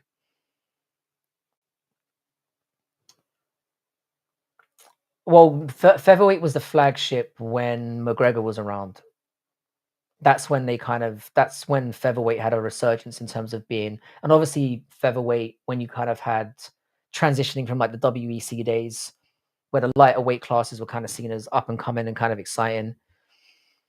But during the McGregor era, which was about 3 years long, they were pretty much the go-to division. And I think they've been riding that for a long time. And obviously even the Volk era and the Max Holloway era were prestigious. It was a prestigious time to be a featherweight fighter. The free light heavyweight is getting good as well. I don't really agree with that. I think light heavyweight is pretty like what's so good about light heavyweight at the moment? Three nerds looked silly last night, and one of them wasn't even fighting. Yeah, Prates really embarrassed himself as well. I wish Gary kissed Prates on the side of the head, Brazilian style. 125 and 170 are the Premier divisions. I can't I mean, I'm a massive flyweight fan. I think the only thing that has them has them below the other three divisions I mentioned is because of the fact that the champion has been so dominant. But it's one of the most fun, underrated, and highly skilled divisions to watch. Can I have $20 or spin the wheel from India? I'm good, Aryan. I'm broke. I'm really broke. I can't afford $20. Alex Solo looks like Dominic Cruz and Ally. Oh, fucking hell, you're absolutely right. Now that you mention it, that's a good shout. That was the only fight I didn't really pay attention to the entire night. I decided to go, and I didn't really pay too much attention to the Go Me fight as well. I had a random urge to go downstairs and water my lawn. So I missed it. I didn't really care about that fight that much, and I needed a little bit of a break from staring at the screen. Hey, yo, it's this guy again. How you doing, House 7? Pantoja is the best. Pantoja is not the best flyweight of all time, but he's an incredible fighter, and he should be higher on the. He should be more respected on the pound for pound list, in my opinion. Allberg don't care about. Reyes had lost 4 fights in a row. Yuri I love. Khalil I don't rate. Murzakanov is very good. Guskov's all right. I don't know. I mean, it's all right, but you can't compare it to those other divisions. There's no way. Middleweight might be a little bit top heavy, but it's a really good division right now. There's excitement there. We've just got a new champion. Welterweight is stacked in the top 15. And bantamweight is probably the best division pound for pound in the whole sport. And flyweight's way more skilled. Light heavyweight is at best is like the 5th or 6th best division. Shavkat is unbeatable in my opinion. He's already proven that he's not though. You're having some weird ass takes tonight, bro. You're asking to get bodied. Flyweight is overlooked because of Pantoja, but there is hella talent in that division though. 100%. I'm really keen on Brandon Moreno is what I was thinking of. And nobody said it in the chat, you lazy fucks. I like the Brandon Moreno and Tyra fight. I think Tyra is a future champion. And I think Tyra beats Brandon Moreno. And then he catches Pantoja on the downslide and becomes champion. Or Pantoja loses it in the meantime. Hopefully to Joshua Van. That would be amazing. But unlikely. Why don't you rate Khalil though? He looked good against Hill. I think Khalil is very one trick. It's all the crying that makes me don't like him. And I think he was in a cult. He's a little bit of a weirdo. But as a fighter, he's very one note. You know, he kind of predominantly uses one stance and one method of attacking. He mostly uses leg kicks and 1-2s. Mostly. I mean, he does throw a few high kicks, but I don't think he's that diverse is what I'm saying. And I don't know why he got such a push. I don't know if Temerov is booked again. I'm excited to see what he does. I'm not entirely sure about him though. Brady Shavkat would be a 10 out of 10 fight. I'm not going to lie. Shavkat might end up getting that fight if he's not careful. I consider whoever's the best at fighting the GOAT. Jones is clearly the best at fighting. What about Mighty Mouse though, Ernie Johnson? Think about the range of wins that Mighty Mouse has had, doing it clean, going over to other organizations and getting it done, and also showing he can be high level in single disciplines as well. I would have to, for me, the GOAT has to encompass a whole bunch of things: fighting style, title defenses, competition, the way that you win, the longevity in which you're able to win, and how you do it. And I think Mighty Mouse pound for pound is the best to have ever done it because there's so few asterisks next to his name.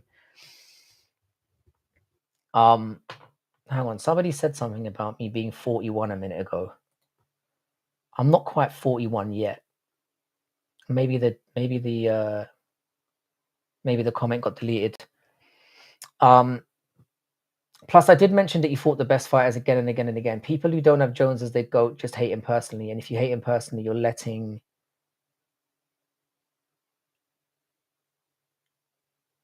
The thing is, I think John Jones is up there. But again, I don't think... the good and bad thing about something like a GOAT debate, They're video games House 7, so it's Switch games, stuff like that.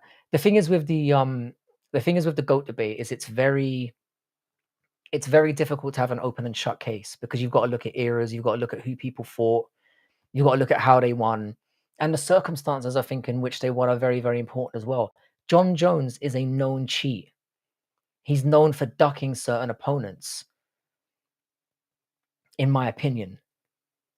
There are a lot of caveats you have against John Jones that make him questionable. The guy cheated, and that cannot be taken out of consideration. If you're talking about John Jones's, for me, the John Jones peak era was when he had that win streak where he went through like Shogun and all those guys, and he was a peak performer for about 7 years where he looked unstoppable. John Jones's fight IQ is unbelievable.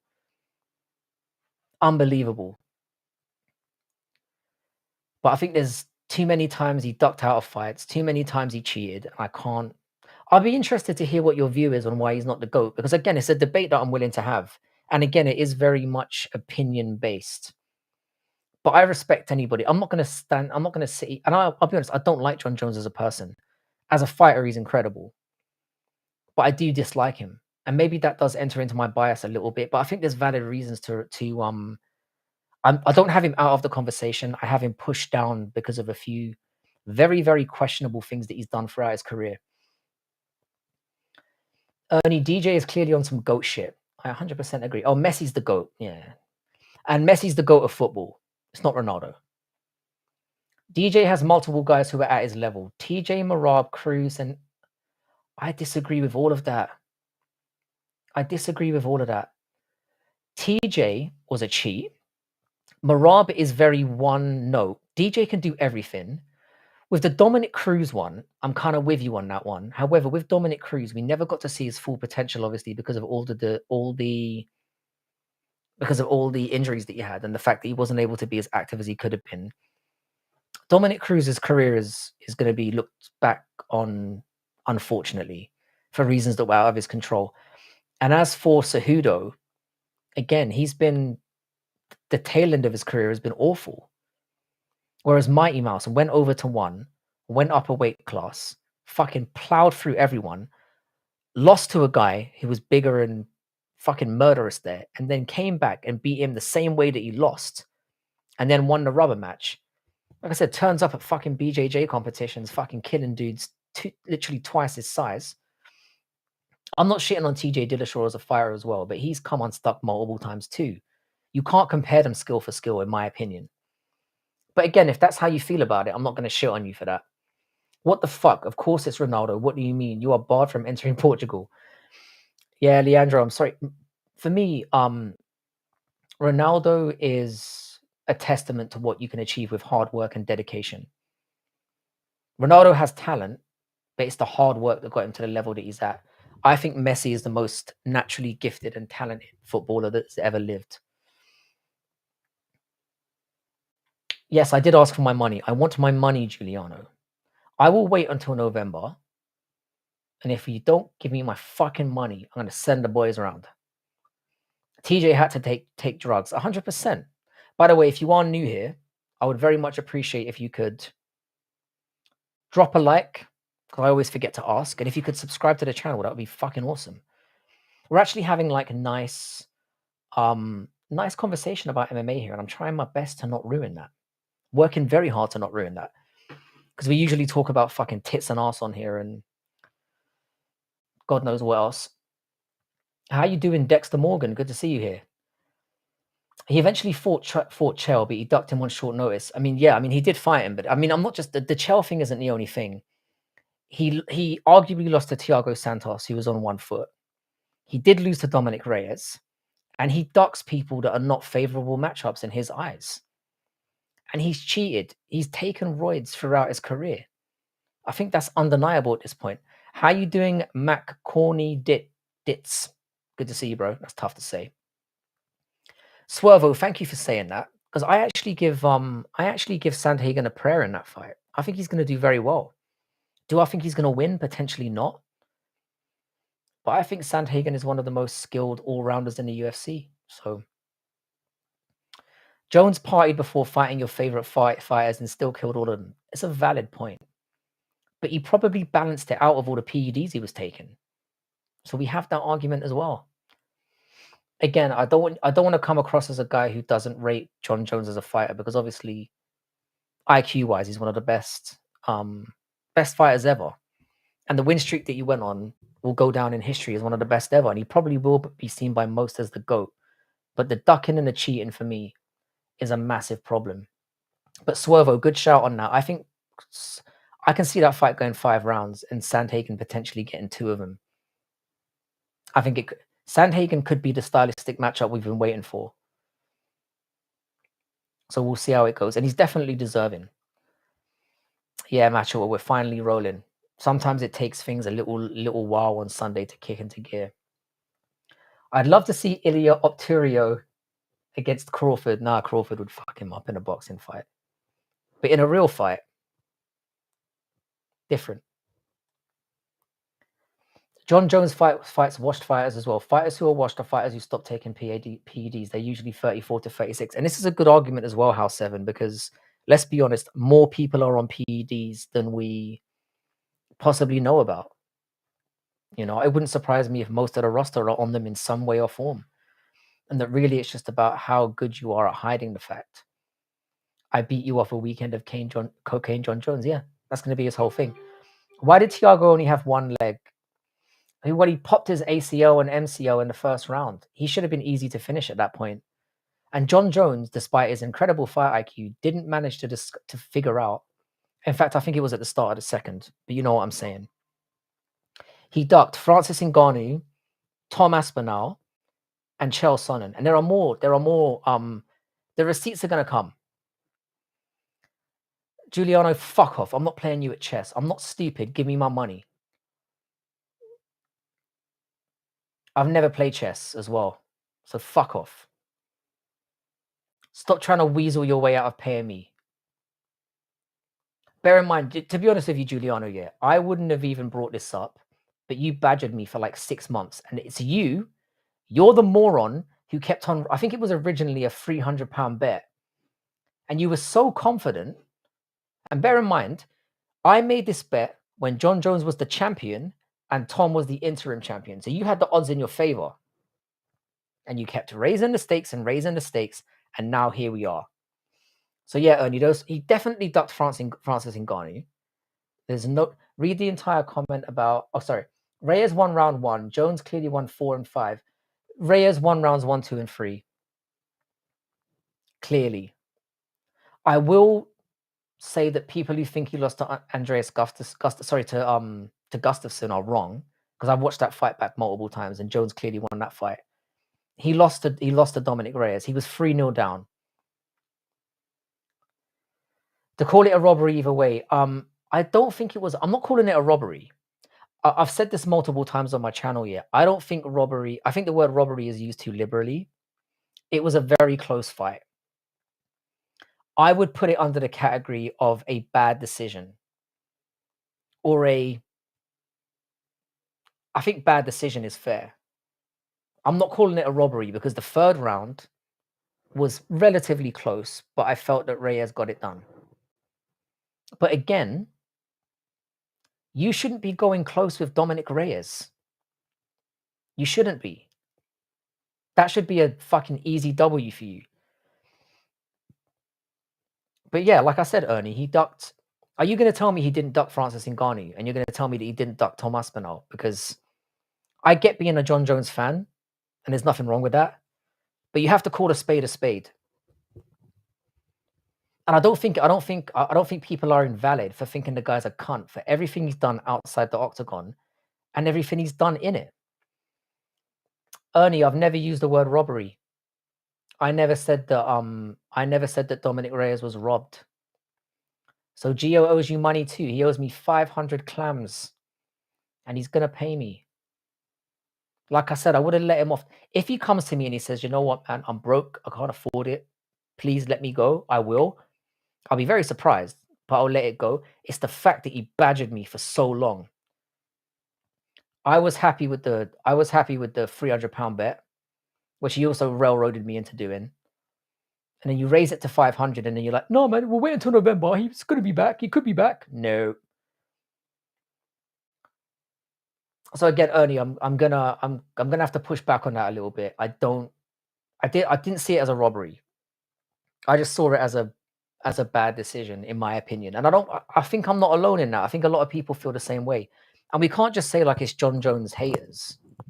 I mean, fucking Dana White himself said after the fight that he thought Jones had lost it. And nobody sucks John Jones's dick harder than Dana White.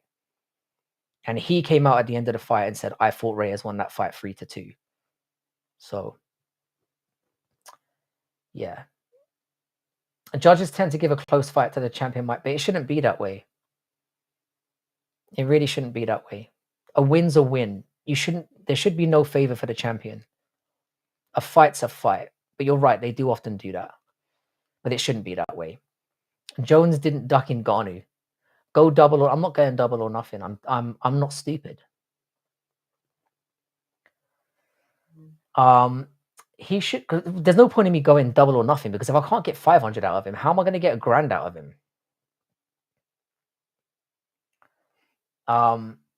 He should be going close. Search up the interview before the fight with Ariel Helwani and hear him talk about, I have my pre-fight rituals before I.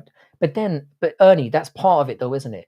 If John Jones here is too weak-minded, if he's too weak-minded to prepare properly before a fight and not get cooked out of his mind, that adds to his status as a fighter, doesn't it? Because the mental side of your game and your personality makes up part of what you are as a fighter. And John Jones's personality stinks. And again, we can't deny the fact that Jones ducked Ngannou. And he definitely ducked Tom Aspinall. And there are other examples as well. I just can't remember. Somebody mentioned it in the chat before where John Jones has ducked on 3 or 4 clear occasions. And he picks favorable matchups for himself as well.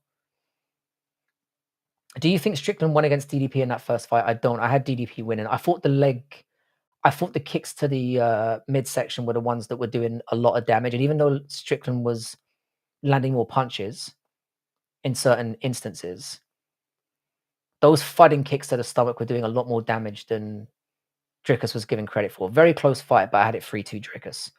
And I've rewatched the fight a couple times. John ducked a lot of light heavyweights too, since his argument was they want to fight a guy 35 pounds bigger than me, then go back down to light heavyweight and fight Ankin Yan. Again, it's there. I think, Ernie, my issue with what your view is here is that I feel like you're completely ignoring all the asterisks that are against John Jones, and there are many of them. Nobody's going to disagree with you that he was a great fighter, but he's got massive personality disorder, and he's a cheater. There's no other way of looking at it, in my opinion. He's up there in the GOAT conversation, but again, the reason why I have Mighty Mouse ahead of him is for those lack of asterisks. And again, like I said, the GOAT debate is very, very subjective. You know, it depends on what you see your GOAT consistent of. You have certain ideas of what you think it is, and I have mine, and I respect what you think for sure, but I think you're kind of missing out a few key things here. Why does the guy that's proved it the most have to prove it again to you over and over, while your favorite fighters literally don't have to fight? I mean, if this was one instance where that had happened, that had been fine, but John Jones literally did everything he could to avoid Francis Ngannou and then popped out from under his rock as soon as he left. So I don't respect that. Like I said, put another 0 on his paychecks and let's see who he's ducking. Ernie, it's very, very well documented that John Jones made it very clear how much money he wanted, was offered it, and then didn't take it still. He made all that posturing about money in the hope, or not even in the hope, in the expectation that the UFC would do what they usually do and turn around and tell him to get fucked. But the reason why they didn't is because the Tom Aspinall fight was so big that, and you know, the Saudis were apparently involved as well, where they were kind of willing to stump up some of that fucking ched. So it is what it is. There's no way you can say that Tom Aspinall didn't that he didn't duck Tom Aspinall at this point. He was calling out other people. He wanted the Alex Pereira fight. That's the fight that he wanted. And there's no getting away from that. And we all know why he wanted that fight. Jones is back competing. They should give him his belt back. Macho, I love what a contrarian you are. John Jones did fight a bunch of people past their prime, and Gustafsson when Gustafsson was off roids. Again, I mean, it's. I have John Jones up there. I'm not even arguing with you that he's a great fighter. I'm just saying when you ring out all the, bro, he said 30 million. He said 30 million. That was his quote. I think they would have paid him. What's fuck you money to John Jones then? Bro, John Jones was getting in the region of 5 million to fight. I'm not sure what he was getting in pay. He would have got 30 million up front and points on probably the biggest heavyweight fight of all time in MMA. He would have walked out of there with at least 50, 60 million. This wasn't about money at the end of the day. He knew. I've said this all along. And the reason why I made this bet with Gio is because I knew that John Jones cares about legacy more than he does about money. And maybe he should. Tommy is a nobody. Why would Jones, a guy who fights champions, fight a guy with nobody on his resume? Then don't go up to heavyweight then. Tom Aspinall went through the entire division. He should have just said that from the start. Rather than saying, come and fight me. I mean, who has Alex got on his resume? He wanted to fight Alex. Can you argue that Alex Pereira had a better resume than Tom Aspinall at that point? I'd say they're comparable. I don't think that's ridiculous. He should have just said, I don't want the fight. Or I don't think, you should have just done that from the beginning rather than stringing everything along. Yeah, they should have paid him in drugs. When guys are making 100 million plus, nobody's making 100 million plus. That's a myth. All that is bullshit. Nobody's making 100 million plus. Should they be? That's a different question. Nobody is making over 100 million, especially in MMA. And even in boxing, those figures are complete bullshit. It doesn't make sense. And if you look into that, you'll find you're wrong in that as well. Okay, Alex Pereira has a way better resume. Like, okay, you can maybe make that argument to some extent. But he was coming off a loss, and he's not a heavyweight. Here's the thing. If John Jones made the decision to go up to heavyweight, right, to be the heavyweight champion, because he wanted to be a double champion, and he said he was going to be active, Tom Aspinall literally goes through the entire top 10, becomes the interim champion, and then John Jones goes, no, I want to fight that guy over there who can't wrestle.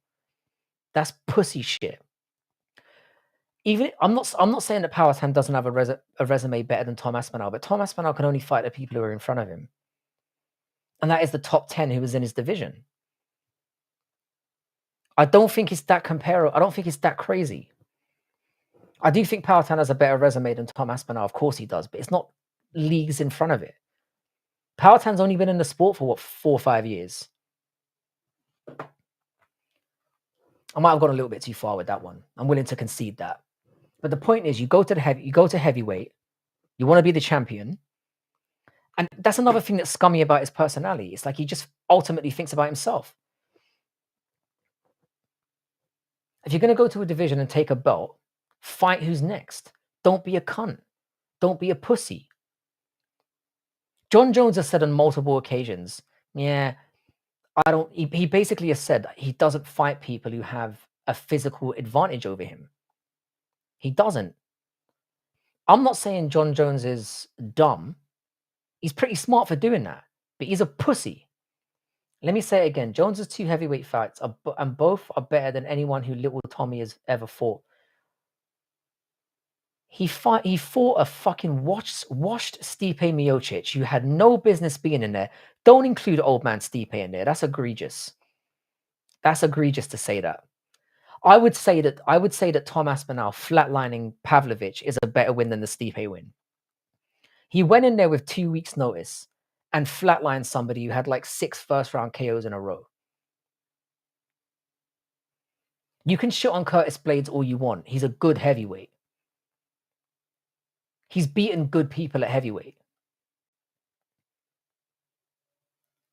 But I'm glad that you're cooking, Ernie. I mean, you're very passionate about this, and I like that. You cannot put the Stipe Miocic fight down as a good heavyweight win. You cannot do that.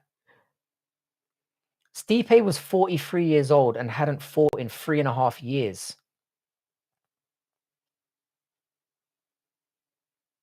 Jones fought Stipe because he knew it was an easy win. Pure and simple. He avoided Tom because he knew there was a good chance he could get slept. And I actually think he was smart not to take that fight. Here's the question though, Ernie. Do you think John Jones would have beaten Tom Aspinall? That's another thing. Stipe he's not even a full-time fighter, and he was off that. Stipe looked fucking frail walking, you know, when he looked frail walking out. That was never going to be a competitive fight. Stipe in his prime would have given John Jones some difficulty, but that version of Stipe had no hope. Calling that a good heavyweight win is bananas, mate. I appreciate that you're a John Jones fan, and I haven't seen one in here for a little while, but again, I'll respect you for fighting your corner, but you've lost me on that one. John Jones had an incredible career. He did. But the whole reason why this debate got sparked is because when we're talking about GOATs, there are so many. Oh, Liverpool fan. Ugh. Newcastle fan. I'm still mad at you cunts. And probably will be forever. I hope Isak breaks his leg. Anyway, back to MMA. Yeah, I mean Ernie, you make some very valid points about John Jones's career, but you're missing out on a big side of it. You really are. You really, really are. You've gone a little bit too far, in my opinion. I admire Stipe's courage, but he needs to keep it in the fires, not in the ring, especially at that age. He spent too much time off and he was old as fuck. That fight should have never happened. The division had moved on long, and it was Jones who insisted that fight happened. Ernie, are you honestly saying in your heart of hearts that he didn't duck Tom Aspinall? And that wasn't a huge fight? John Jones can talk about Tom being a nobody or whatever. It was the most talked about fight for a year. It was it was so, even when it was boring, it was still trending. It was a huge fight. And that's the way that combat's.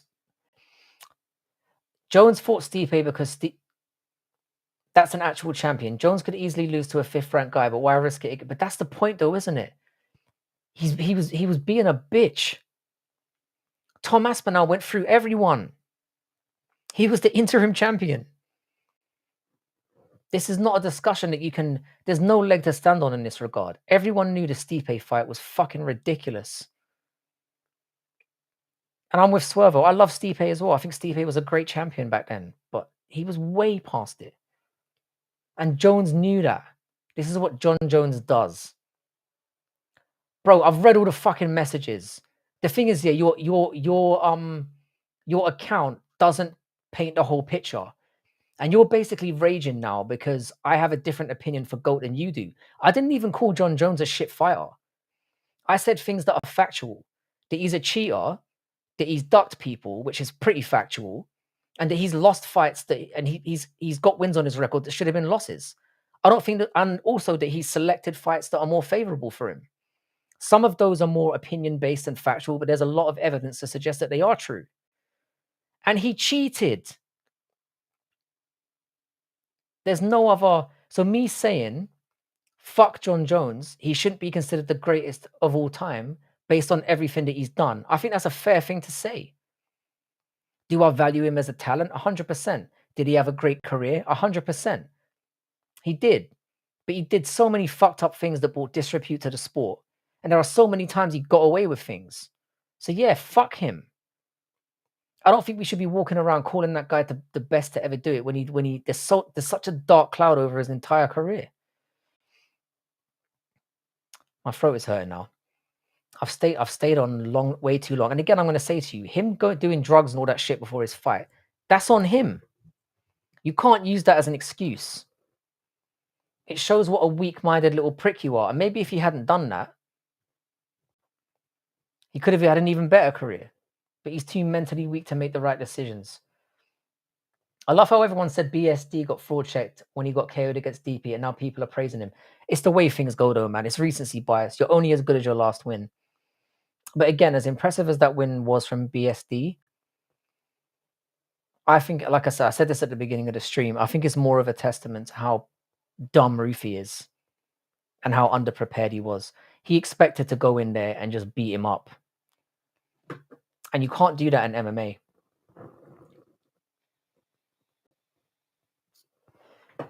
No, Ernie, John Jones did steroids. He had fucking blockers in his system as well. And you only do that when you're trying to hide the fact that you were trying to elevate your testosterone. Factually, he cheated. There have been numerous breakdowns about the situation. Do people understand how roids are being? It's unquestionable at this point. He is a known roid abuser. Lee Harwood, I grew up in London, which is why I sound like such a fruitcake. How you doing, Rizvi? Nice to meet you. Yeah, a lot of people say I look like I would be on Twilight if I look like I'm from Twilight, but if I did a lot of meth. So it's like a backhanded compliment. But shout out to you. I appreciate it. Lol, you don't think we should call him the GOAT because of your soft feelings, but who's the best at fighting? It's clearly Jones. Anyone all time versus Jones, we all know. Now, if you want to make an argument, Ernie, that John Jones during his prime would be any fighter, you can make that argument. But again, I could come back and say, if Mighty Mouse was John Jones's size, what would that fight be like? And I can make a strong case. I can make a strong case that a blown up version of Mighty Mouse is technically as good as John Jones ever was. Am I fair in saying that as a technical fighter, Mighty Mouse is as skilled as John Jones and is as intelligent as John Jones and didn't have to cheat throughout his entire career? You're just butthurt right now because I'm saying that Mighty Mouse deserves to be considered the greatest of all time because of the lack of asterisks and all the components that I consider to be a GOAT of the sport. Islington, shout out to you, bro. It's North London, yeah? I grew up in the dirty South. I lived right next to Clapham Common. I'm sure you know it quite well. And no, I wasn't there at night hiding in the bushes. Strictly vagina. But shout out to you, Lee Harwood. It's always nice to have some fucking British motherfuckers up in here. As I said, if you're new, drop a like if you wouldn't mind. Don't give me that pictogram shit, bro. It wasn't just the pictograms that were the issue. It was what was found in he had testosterone blockers in his system. The reason why he had picograms or limited amounts of anything in his system is because he was using blockers to make to lead to that having trace amounts. The fact that he cheated is undeniable. It's undeniable. And the ducking is undeniable as well. Yeah, you could literally see Clapham Common from where I lived. It was sweet. I lived in a council flat, but it was. You live near Clapham Common, Tinos, you legend. It's a small world. It's like I said, there's a guy that I'm very good friends with who came into my chat a while ago, and he found me randomly as well. He lives literally right round the corner from where I grew up. I don't live near Clapham Common now. I moved out because obviously I've got a family and I wanted a big house. But I was in London for like 28 years of my life. I'm telling you, Mighty Mouse isn't even close because he has more. Bruv, losses don't. Jones should have multiple losses if he didn't get lucky on multiple occasions. He should have more losses on his record. He lost. He won a split decision against Thiago Santos, who was on one leg for 4 rounds of that fight, and he lost to Dominic Reyes. And most people have that opinion. Losses can make you better. And Mighty Mouse lost early on in his career. And do you know what he did when he lost? He came back and got those wins back on most of those occasions. The only loss he didn't get back was against Dominic Cruz, who he fought in a higher weight class. And he was very young when he took that fight. In my opinion, when you can come back from losses and be better for it, that's another show of how good you are. Yeah, he's lucky. He's lucky that he didn't lose to Dominic Reyes. He's lucky that Thiago Santos, who was having a lot of success early on in that fight and still had success after that, after completely blowing out his leg, he was out of the sport for 2 years after that fight. The GOAT, in my opinion, is Mighty Mouse Demetrius Johnson. In my opinion. And then for me, it's a scrap between GSP and John Jones. And then I've got Anderson Silva fourth. What part of America would you move to if you had the choice, Frank? It's a very good question. The thing is, yeah, I've only been to the bait places in America. So like I've been to Washington, I've been to New York, I've been to Las Vegas, I've been to California. I don't know. I feel like I'd need to see kind of more smaller places or more less known places. If John Silva loses next week, I'm done with Brazil. I'm very confident that Gene Silva beats Diego Lopez. And I like Diego Lopez a lot as well. But I think he wins. Most people have the opinion that will always discredit John Jones. If Sergey Pavlovich won, you wouldn't have been saying the same about him.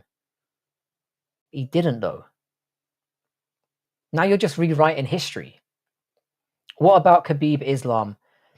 The only reason why I don't have Khabib higher on the GOAT list is because he retired too early. And for the first 20 fights of his career, he fought cab drivers. And he also lost to Gleason Tibau, who was on roids, to be fair. As for Islam, I would have probably, he's very firmly in the top 10. But I think if he beats JDM, he'll be closer to the top 5. And then if he gets 1 or 2 more wins after that, he's against good competition or very good competition. I think what lets Islam down is the competition he's faced. And that's not his fault. It's purely for those reasons.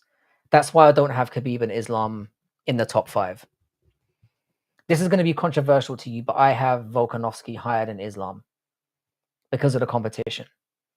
And again, you can disagree with me. It's what's fun about the sport. Have you ever been to Idaho? I haven't. Those are the only places that I've been to. I've been to Boston as well. Yeah, I wonder what are the odds are on Silva and Lopez? I imagine he's quite a heavy. Khabib wasn't ducking. I mean, who did he duck in his career? I'm not even a huge Khabib Nurmagomedov fan. You actually sound like you know MMA. It's just you're letting your fandom affect your opinion. It's probably a lot of hate as well. I've got to admit, yeah, I do despise John Jones because I've been there throughout the whole thing, and I used to be a big John Jones fan. But I feel like he's got a lot of preferential treatment, and he's actively gone out of his way to hold up divisions and ruin people's careers. And he was planning on doing the same thing to Tom Aspinall. I don't like that aspect of his personality. I think he was very cerebral in the fights that he chose. I think the way that he prepares for fights is amazing. I think that he's got a very high fight IQ and that he's a very diverse, well-rounded MMA fighter. There is a brilliant MMA fighter. We're talking about who's the GOAT here. At no point have I said John Jones is shit. We're talking about who's the best ever, though. And I think there are numerous factors that come into it, which I have illustrated. But again, I respect your opinion. You saying John Jones the GOAT, I'm not saying you're wrong. Not at all. I'm saying the reason he's not the GOAT for me is because of X, Y, and Z. I hope that clears things up. Islam is definitely not losing. And again, Ernie's right about that as well. I think the activity is an issue. I think fighting 2 times a year is an issue. I think part of the reason that Khabib quit as well is because he was really struggling to get to lightweight. It was getting harder and harder for him. And that's kind of where it's at. And I think he just couldn't. He struggled to make the weight.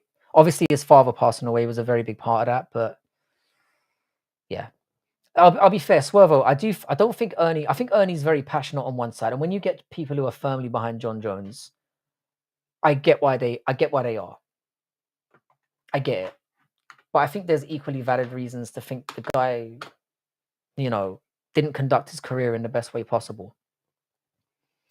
Nah, bro, you sound like you know shit, but these Dagestani guys are just dominating every fight. They certainly were to a certain point, but we've seen evidence where that's starting to happen less and less. We obviously had Marab winning against Umar, who I rate quite highly as well. And some of the lesser known Dagestanis are struggling as well. But generally their style is great because combat sambo, when you've got a combat sambo base, it's very, very very good for MMA. And Dagestani guys they live and breathe fighting, which is a big part of it. They're away from a lot of distractions that Western fighters don't have to deal with, which is obviously great for them. Go fight then Tom Aspinall. Stop waiting for the man to dictate your life. Tommy is fighting tomato cans. What do you mean he's fighting tomato cans? He's fought everyone in the top 10 pretty much. He had 6 wins, I think, in the top 10. I can't get behind that. I will say this though, yeah, the problem that Tom Aspinall has is that the heavyweight division is pretty shit right now, but that's not his fault. The guy, you're saying go and fight. He defended the interim title in the meantime. And so you can't even say he didn't fight. And in the whole time, he's being told, John Jones is going to fight you. John Jones is going to fight you. Of course, you're going to take that fight. Because if you're Tom, you're thinking the division is mostly shit. The only way I'm going to get recognition as one of the greatest heavyweights ever is if I fight John Jones. And then John Jones actively avoids taking that fight. Views on Hamzat. Hamzat is another guy I have issues with, and it's mostly because of his inactivity. I was a big fan of his when he first came in. He was talking a good game. I don't like his inactivity. I was very impressed by his performance against DDP. A lot of people shit on it. But like I said, he's going to be problematic to get the belt off. But I just hope he's more active, because I would stop hating on Hamzat if he was an active fighter, because I think he's good to have in the sport. Tommy is an inactive and has already had multiple. He lost, but again, you're talking out of your ass because Tom Aspinall lost fights early on in his career. And I'm not saying Tom Aspinall's the greatest of all time. That's not an argument I'm making. I'm saying John Jones ducked him, which I think is undeniable at this point. Does Islam finish Jack? I've got JDM winning that by decision.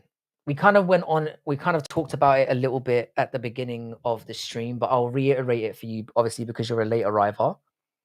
I like JDM's takedown defense a lot. So I think Islam's going to struggle to get him down when he wants to. And I think Jack's boxing and body work is going to cause a lot of problems for Islam. I think it's going to be a close fight. And again, it's more the unknown as well, because we don't know how Islam is going to look at welterweight. I assume he's going to be very, very prepared. So yeah, I would say it's going to be a close fight. I've got JDM edging it just based on how I think they stylistically match up. I would not be shocked if Islam goes in there and dominates him either, though. But from what I know about the way that they fight and just the basic variables you can look at, I've got JDM winning by a decision. Hamzat's pound for pound right now, in my opinion. No, he's not. No, he's not. He should have lost or drawn to Kamaru Usman, and he fights about once every 18 months. I think he's fought, that might be inaccurate. I think he's fought 4 times in the last 4 years. He struggled against Gilbert Burns, did win that fight, but really struggled. Arguably lost or drew to Kamaru Usman. And then he fucking fought, who was it? All right, the Whitaker performance was very, very good. Destroyed him. And then he's obviously dominated a very, very good champion in DDP. But pound for pound, that's crazy. He shouldn't even be where he is. He shouldn't be in the top 4. You can make a case that Pantoja, Islam, and Ilya, and Marab all have better pound for pound cases than Hamzat. I don't think that's even questionable. Anderson Silva cheated too, right? Yeah, Anderson Silva was that's why I don't have Anderson Silva very high. The thing with Anderson Silva, right, is he's basically the guy who got me into the sport. So I am having a little bit of favoritism. So I've been an MMA fan for about 12 years, a bit longer than that. I used to watch it on and off, but I'd say I've been watching it every week for about 12 years, maybe a little bit longer than that. And I was watching when Silva went through that middleweight run and the way that he was beating people in a division that was really, really good and a very underrated division. So that's why he's so highly ranked for me. And he obviously had the longevity as well. But again, the caveats, the losing later on in his career and the steroid stuff makes him unquestionably nowhere near number 1. So yeah. I agree with the active part for Hamzat, but he's still the pound for pound king right now. Strickland looked a little suspect. Striking looked a little suspect in his last fight, though. Go rewatch the Usman fight and tell me it was close. I thought Islam won. Sorry, I thought Usman won. Or at the very least, it was a draw. I will say this. The second and the third round were very, very close, but Usman stuffed all the takedowns and slightly outlanded him, doing more damage. And Hamzat looked like he was ready to gas the fuck out. The thing we haven't learned about Hamzat yet, I know you're going to talk about Hamzat and his cardio was good against DDP. DDP did not make him work. And I guarantee you when he fights some Imavov, which hopefully he has the balls to do and doesn't make him wait for ages, we will see what happens when when that cardio is truly tested, because I'm not convinced yet. But saying he's pound for pound number one is fucking bananas. His striking is very suspect. But again, the style that he uses to dominate people is effective as long as you don't put him in a position where he can gas out. If he'd fought Gilbert Burns in a 5-round fight, he would have lost. If he'd fought Usman in a 5-round fight, he would have lost, and arguably lost in a 3-round fight. Calling him pound for pound number one when the guy's fought, he's been fast-tracked to a title, isn't active. There's no way you can make any... I don't care what argument you make. There is no way. And DDP's fucking... And fake Melson is right. I blame DDP more for what happened than Hamzat being... And Hamzat did put on a great performance. You can't take that away from him. DDP was retarded in that fight. Hamzat versus Islam, who wins? Obviously Hamzat. Hamzat's huge. England is lost, mate. RIP UK. Yeah, man, I'm getting my money and getting out of here. I'm getting out the fuck out of here as soon as possible. I like Hamzat, but he isn't even top 3. Pantoja, Marab, Ilya, and Islam are all clearly above him in the pound for pound rankings, and it's not even a discussion. You cannot make a discussion of that. There's no way. I'm very interested, Ernie, into how you base what pound for pound actually means, what it means to you. Anyway, guys, I'm really sorry about this. I was only planning on coming on for an hour. So, Ernie, I know we've done a back and forth range, and really mad shout outs to everyone who's new here, who's come in. I'm probably going to go back to I'm probably going to go back to Asia. There's a few European countries that I'm looking at, Spain or Greece potentially, but I'll probably go back to an Asian country of some kind. Where now I don't know. I'm just gonna be figured out. Anyway, Ernie, we can get into this a lot more. Hopefully you subscribed and you jump in. I'm willing to have this debate with you anytime, because you've got very strong opinions and you clearly know your stuff as well. But I will leave on saying this. Everything is about bias. Everything is about what you favor and what you think and who you get behind as a fighter or as a personality. I respect the opinion that you have of John Jones, and hopefully you respect and understand what my perspective of it is as well. This was a great... This is... I appreciate that, Ernie. And again, I hope you weren't insulted by anything that I had to say, because, you know, it's just, yeah, differences of opinion are what makes this all fun. I hope Islam won't follow you, my friend. Thanks very much, Real Chief. Anyway, I appreciate that a lot, Ernie. And it was nice to actually go on on a Sunday, which we have been able to do over the last few weeks, to be fair, and just talk about MMA throughout the entire thing. It was nice, because I like to be pushed a little bit. It makes it fun. Anyway, if there's anybody that you want to shout out in the stream, shout out to everyone who contributed today. You're all fucking incredible. The stream really kicked off there. Started off a little bit slowly, but got amazing. Yeah, Melson, who do you want to... Or fake Melson, sorry. Who do you want to rate? Yeah, thank you, Ernie. Big up to you. You fought your corner, and I appreciate that. And you made some very valid points. And like I said, the one thing you will get in this channel is I will concede certain things if I feel like you've made a good point. And hopefully you've seen some evidence of that. If there's anybody you want to throw into the stream link, do it now. If there's anyone you think deserves a raid, maybe a nice MMA creator or content creator of some kind that doesn't have a lot of followers and might, you know, you might make their night by giving them a raid and having people come in and support them.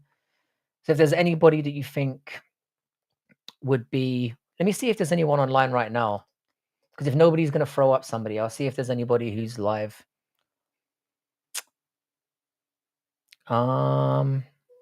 Kyrie's online. Is Kyrie still online? Yeah, Kyrie's live right now, and he's got 6 people in his stream at the moment. So maybe give Kyrie. He's a very good lad. He's been a friend of the channel for a while. Go raid Kyrie and just say hi. Maybe give the guy a sub. Shout the guy out. I'm gonna go to bed now because I've got work in the morning. Much love to everyone. I hope you have a wonderful rest of your weekend wherever you are. And again, I appreciate every single one of you for being here tonight. And I'll be back again on Tuesday to do a panel with Brutally Honest MMA. Have a look in the description. Please like the stream before you head out. And if you're not subscribed, please subscribe. Thank you very much. Have a wonderful rest of your weekend. And thanks to everyone who contributed to such a interesting conversation about MMA that stayed on track. Have a great one, guys. Peace.